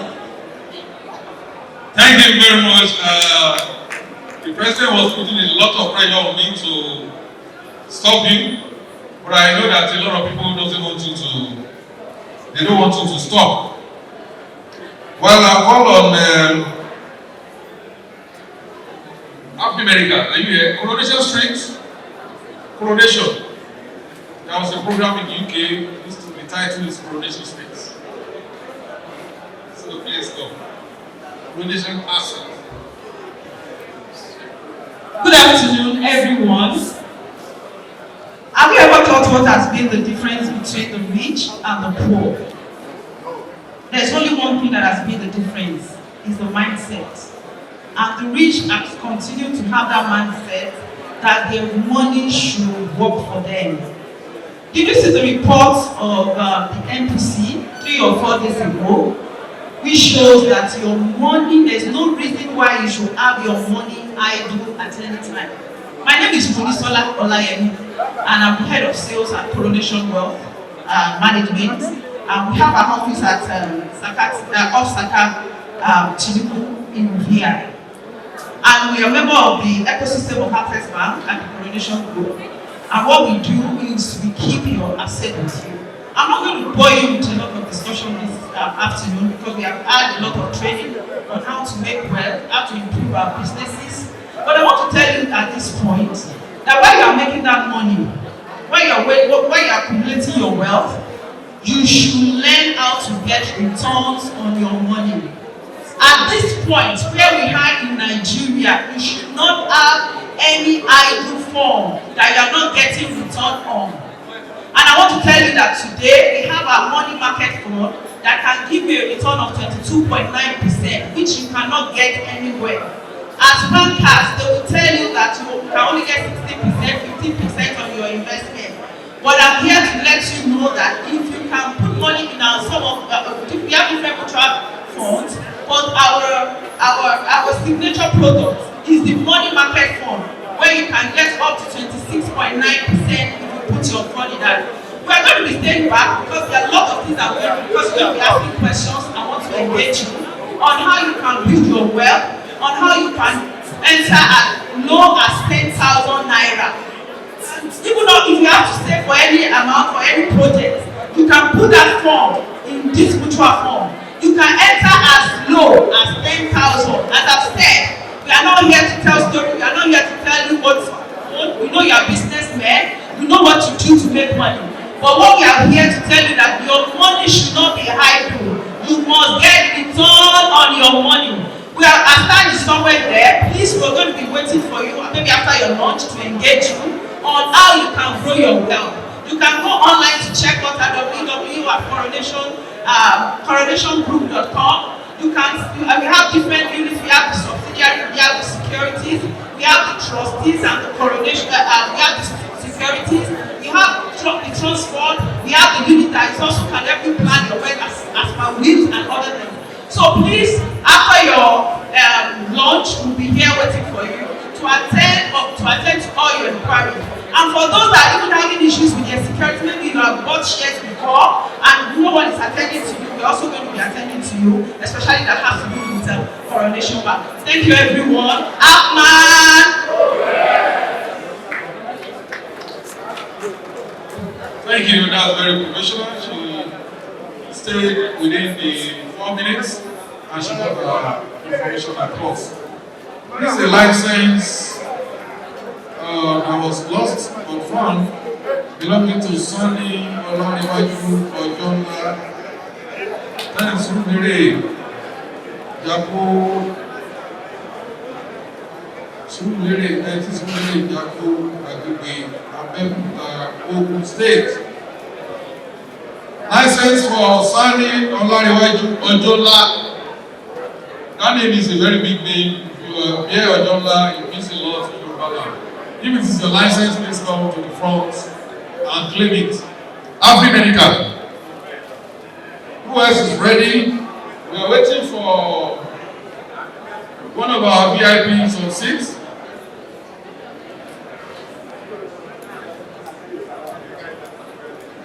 I've run through the high table again. While this program was going on, our patron, the versatile patron of Appman-ng, the MD NewX, Mr. C. Osioku, came on board, and we saw him yesterday. But for those of you seeing for the first time, please a round of applause for the patron of Appman. We also have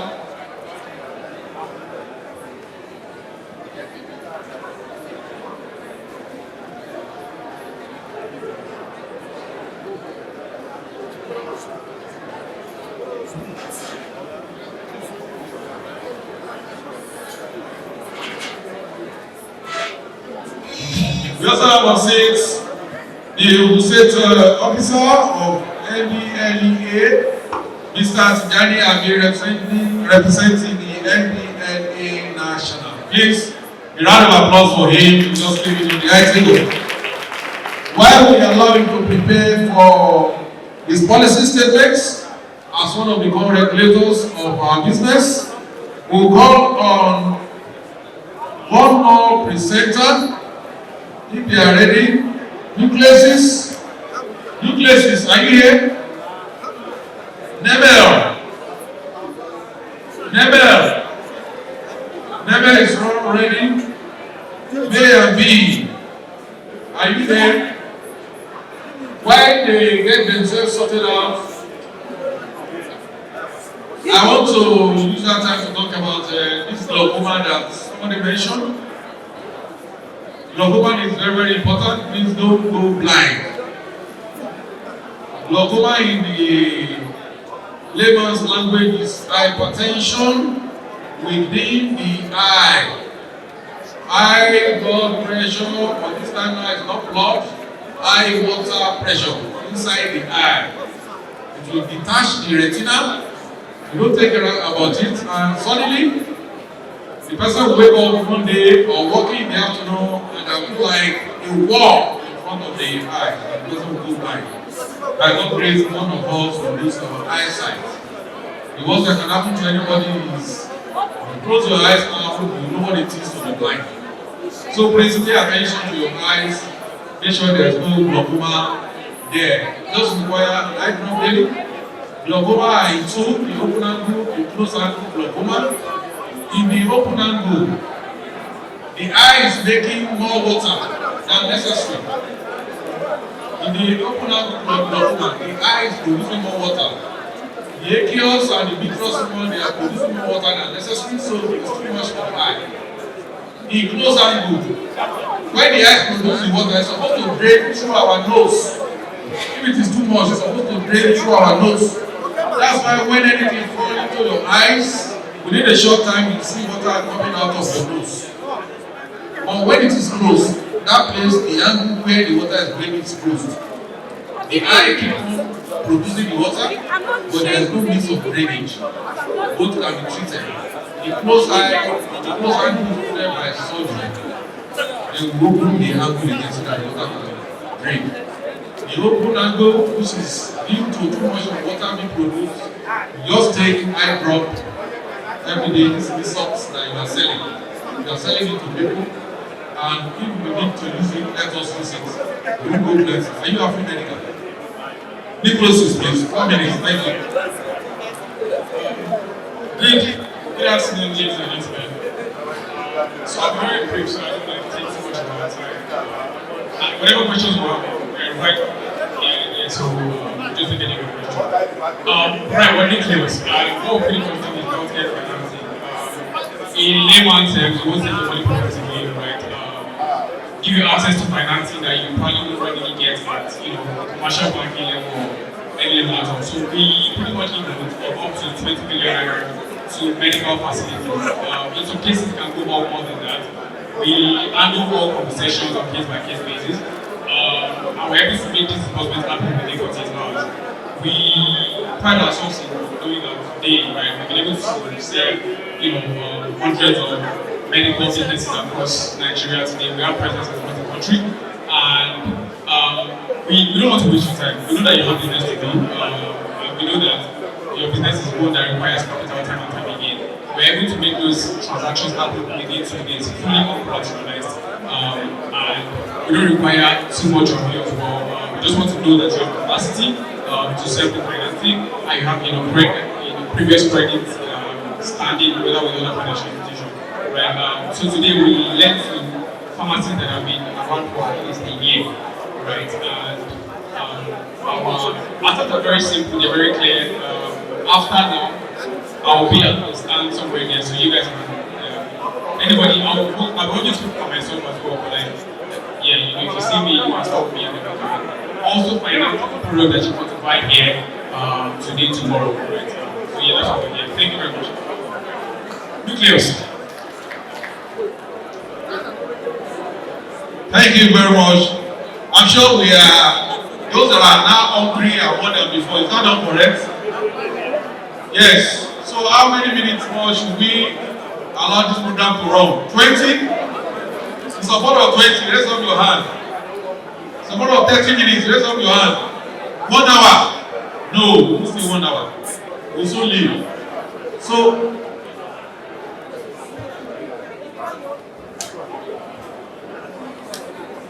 which company is that? Nemel. Okay, if you are doing presentation, please all of you should come out to this side at once. Nemel, right? 4 minutes. Good afternoon, everyone. Appman, progress. My name is Pharmacist Gogo Basi. I'm a medical sales rep from the Pharmaceutical Limited. It will interest you to know that my MD was here yesterday and he gave a wonderful presentation. The Pharmaceutical Limited is actually an indigenous company, and the father of our MD is assumed to be one of you, although he's late now. He was a non-pharmacist that had a patent and had a pharmacy and had a vision. He's a member of patent there, and he has a pharmacist, and he trained his son to become a pharmacist who now have a factory. So all the products that are produced by the Pharmaceutical Limited are manufactured here by we and indigenous, fully 100%. Both the bag, everything. You find out that some other companies they do importation, they also do production, but we all produce all what we market in the market. So I feel at home to be part of you.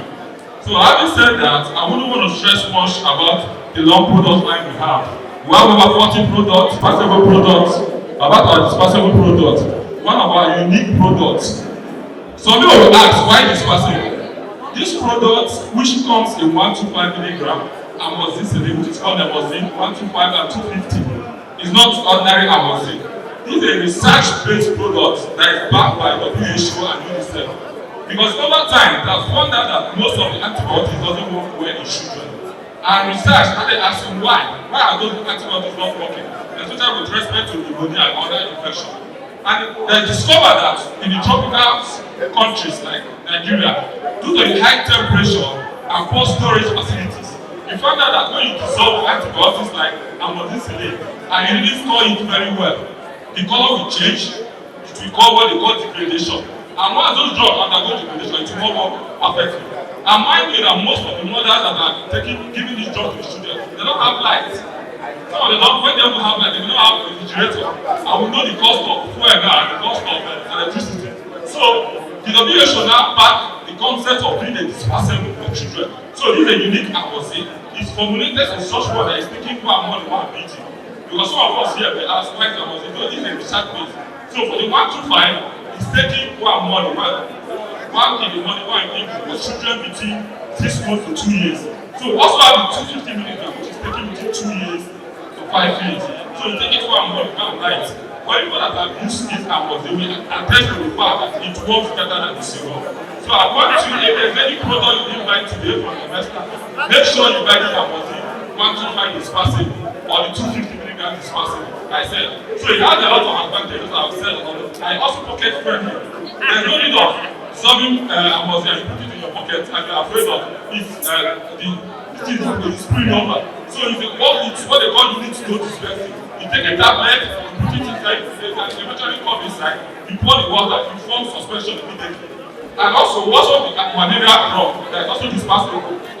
With me now, currently, the PCM and NAFDAC is discouraging the use of anti-malaria suspension. And this is in line with the research I said earlier, that suspension have been discovered that most times storage is a problem. So that's why they are encouraging dispensable. So we have the dispensable in different range, 1 by 1, by 2, by 3, based on the age, by 3 and by 4. So thank you very much. As you go on, make sure you embrace one of the dispensable from the main portfolio. So we have the amoxicillin, we have the anti-malaria dispensable, we also have paracetamol in dispensable form, and the last but not the least, we have the similar, which is our multi-class 228 in dispensable form. Thank you very much. Thank you, I think they should also give us special prices as Appman members, not just marketing us alone, and not the usual discount they give other distributors. Any other one presenting, we are bringing this to a close in the next 10 minutes. What is this, sir? What's the name? I'm sorry. Appman-ng. Okay, Appman-ng, they are going last. Good afternoon, everybody. Appman My name is Godwin Kelechi. I'm the National Sales Manager for African Manufacturing Supplies Limited. Yesterday, for most of us that were here, we did a rundown of our factory. We'll try to do that now, but maybe the technical issues is not allowing it. But if we come to our stand, we will see the best syringe manufacturing company, not in Africa alone, but it's a part of the world. Reason, the materials we are using are clear medical grades. They bring out their own silicone on itself, unlike most of the drink companies that their own products, they use silicone oil. Ours bring out its own silicone oil. 2, most of them use EO, nitrosamine oxide. We don't use that, we use electron beam. Electron beam is the only 3 syringe companies in the world that uses it, which Africa is one of them. I'm not here to prolong talk because most of us know what syringes are. That's one thing about Africa, it is a homegrown manufacturing company. In your midst here, I think I have about 3 or 4 distributors that sell Africa in your midst. We're not doing it for the elites outside. We're doing this as an in-home thing. Right? The people from Nasarawa, from Gombe, from Mowe, our host, right, from Lagos, most of the distributors are also Appman members because we know with your chairman's relationship with the company, we believe that the best way to reach to the wider population is through Appman members. And we also guarantee that whatever you are doing, we must 101% participate. Because currently, the Nigerian government is supporting the internationalization of Nigerian-made products. Most of the important products we are using do not meet the quality of syringes used in Nigeria. If you come to our stand, you will see a whole lot of things about the company that will impress you. It's not, your chairman has been to the factory and it's there to the art factory. You cannot see it anywhere in Nigeria. You cannot see it anywhere in Africa. We produce 1.8 billion syringes per annum. Nigeria is about 2.4 billion. We're having, according to WHO, we're undersupplied. So African Medical, being a sister company to Mikano International, had this vision of meeting Nigerian needs in terms of syringes. We produce 0.5 mil, we produce 2 mil, then we have our latest innovation in the industry, which is 3 mil. So 3 mil is a dual syringe. It does what 2 mil can do and what 3 mil can also do. Then we have 5 mil and 10 mil. Now not much of your time for this program. We have a relatively pocket-friendly price with also some gift items for giving, courtesy of Honorable. Thank you very much and hope to see you in our stand. Thank you. Thank you. Round of applause for him. Last but not the least, call on the representative of the NDLEA to give us his policy statement on behalf of NDLEA National as one of our regulators.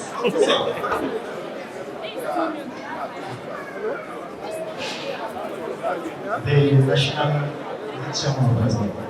National President of the Association of Pharmaceutical Products Marketers in Nigeria, other senior representative members of this distinguished association, good afternoon. Hello, good afternoon. Chairman, NDLEA, Brigadier General Muhammad Marwa, retired, CON, OFR. My name is Tijani Rabe, Commander of Narcotics, the State Commander, National Drug Law Enforcement Agency, Ogun State Command.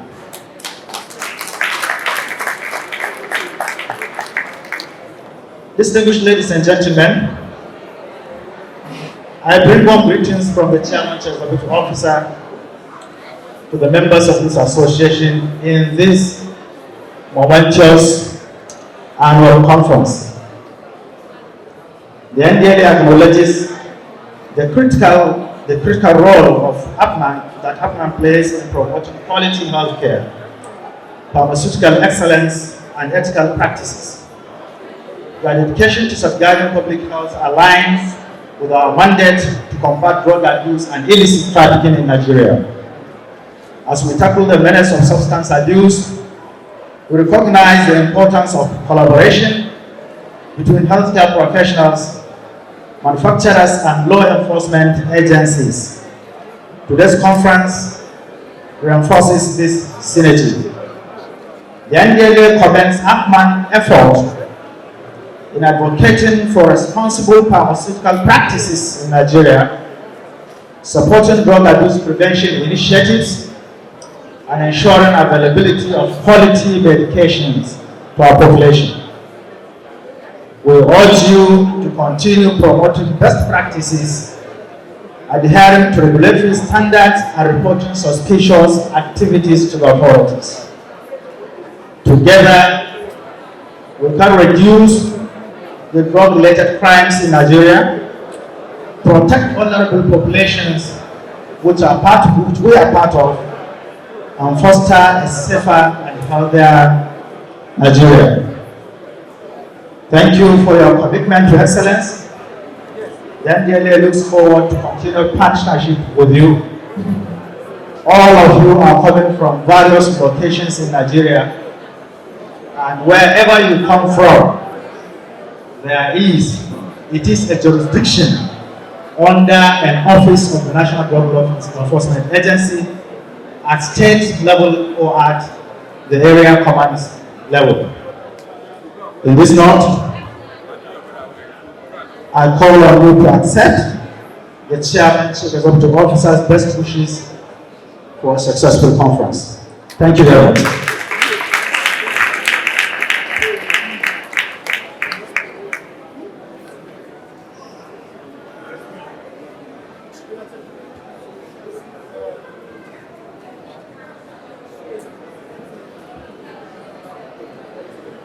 Forward to a very positive relationship with you. Thank you and God bless you. The food is almost ready. That's why I went to. The whole yesterday I was hungry with lots of people. And by the time I said they just have me food, the food has almost finished. I think I'm going to change that style today. Are you serious? Yes, I'm serious. But a leader should eat last. This is a training that we are giving. And we make sure that everybody. So the woman said we should give them 10 minutes. If you are eating rice, make provisions for another line. If you are taking swallow, another line so that you can be fast. Please let us respect our colleagues. If you are there and they are giving you food, don't stay too long. They are arguing with those people. We are big men. We are multi-millionaires. There are billionaires among us. I won't mention their name, but there are billionaires. There are billionaires among us now. So, therefore, don't let us stay there and say, woman, give us this, give us this, give us this. Why others are waiting? God bless you. When you finish, go to hotel, go to that kitchen, go and get good food and pay 20,000. We can afford it.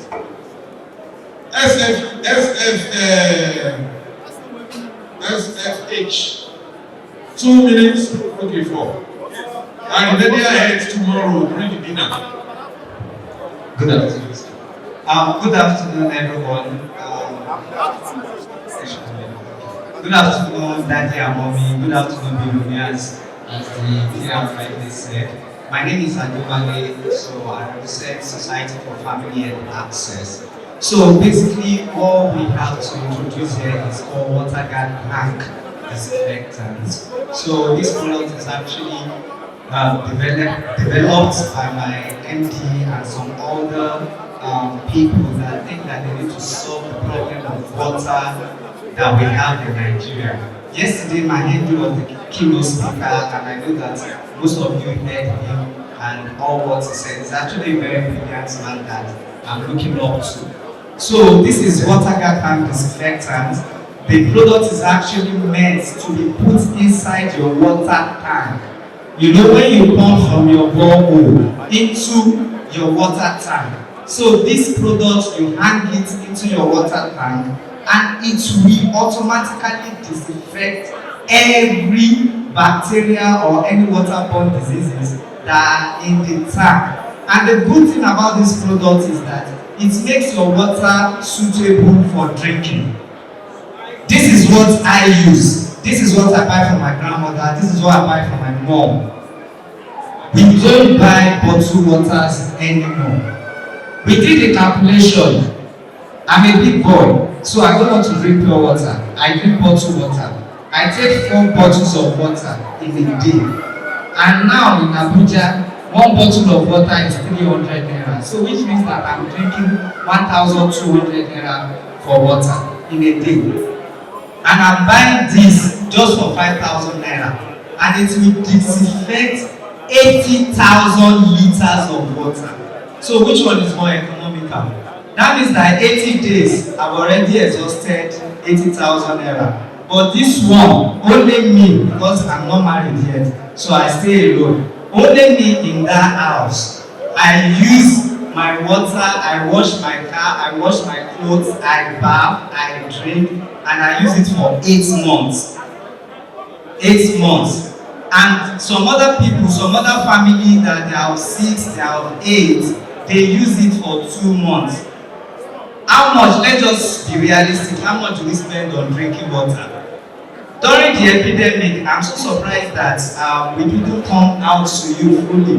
But during the epidemic, that was the time we knew as a company that we had very, very good products.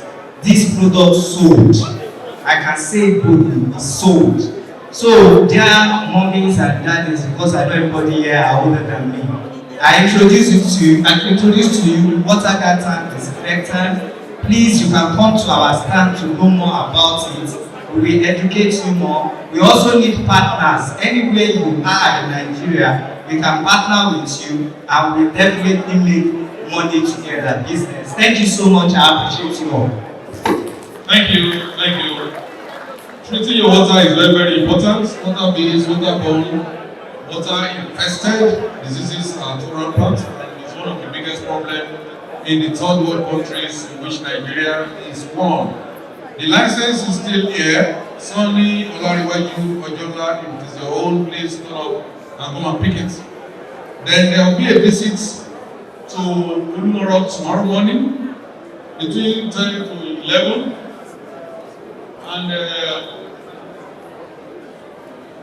And a visit to Ulumoro tomorrow morning 10 to 11. The LOC is in charge of the movement and preparation. If you are interested, please see the Ogun State LOC chairman, N.D. Peterson, and pay a sum of 1,000 for transportation.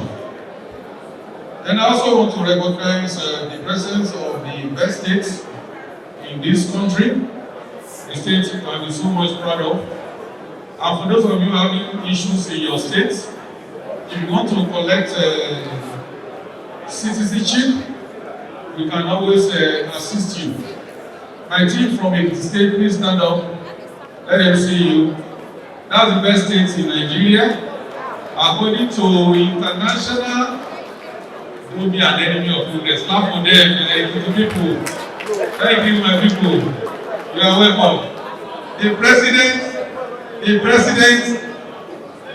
is jealous. Ogun State people, the president said you should sit down, that is coming. We are all the best. We are all wonderful people. For those who came from far, I'm looking at people there. I'm looking at people from Abuja. I'm looking at people from the north. For you to have expected coming at this point in time, for you to have even crossed across states due to insecurity, Oyo states, people from the south, Rivers, Enugu, Bayelsa, everywhere you came from the 36 states of Nigeria, you are all very special, and you are special people. And by God's grace, the glory that Lord has confirmed you and your family will not diminish, inshallah, and in Jesus' name. I think we have to eat.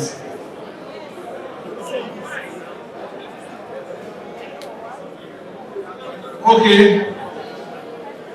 Please, 2 minutes more. Give us 2 minutes, not more. The regulator is there. He wants to speak on this compendium of minimum standard of pharmacy practice in Nigeria. He's the PCA regulator in Ogun State. So I give him the mic to speak for a few minutes. If you are eating rice, please get set. Those people eating rice will go first. Thank you.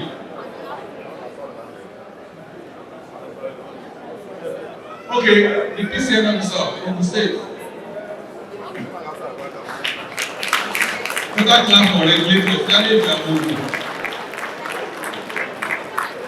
Thank you very much. Mr. Education, my registrar, presented by Nigerian officer from Ibadan. She's been here with us since yesterday. Thank you very much, ma'am. Ogun State income. They say you should stand up. Already trained us. So thank you very much.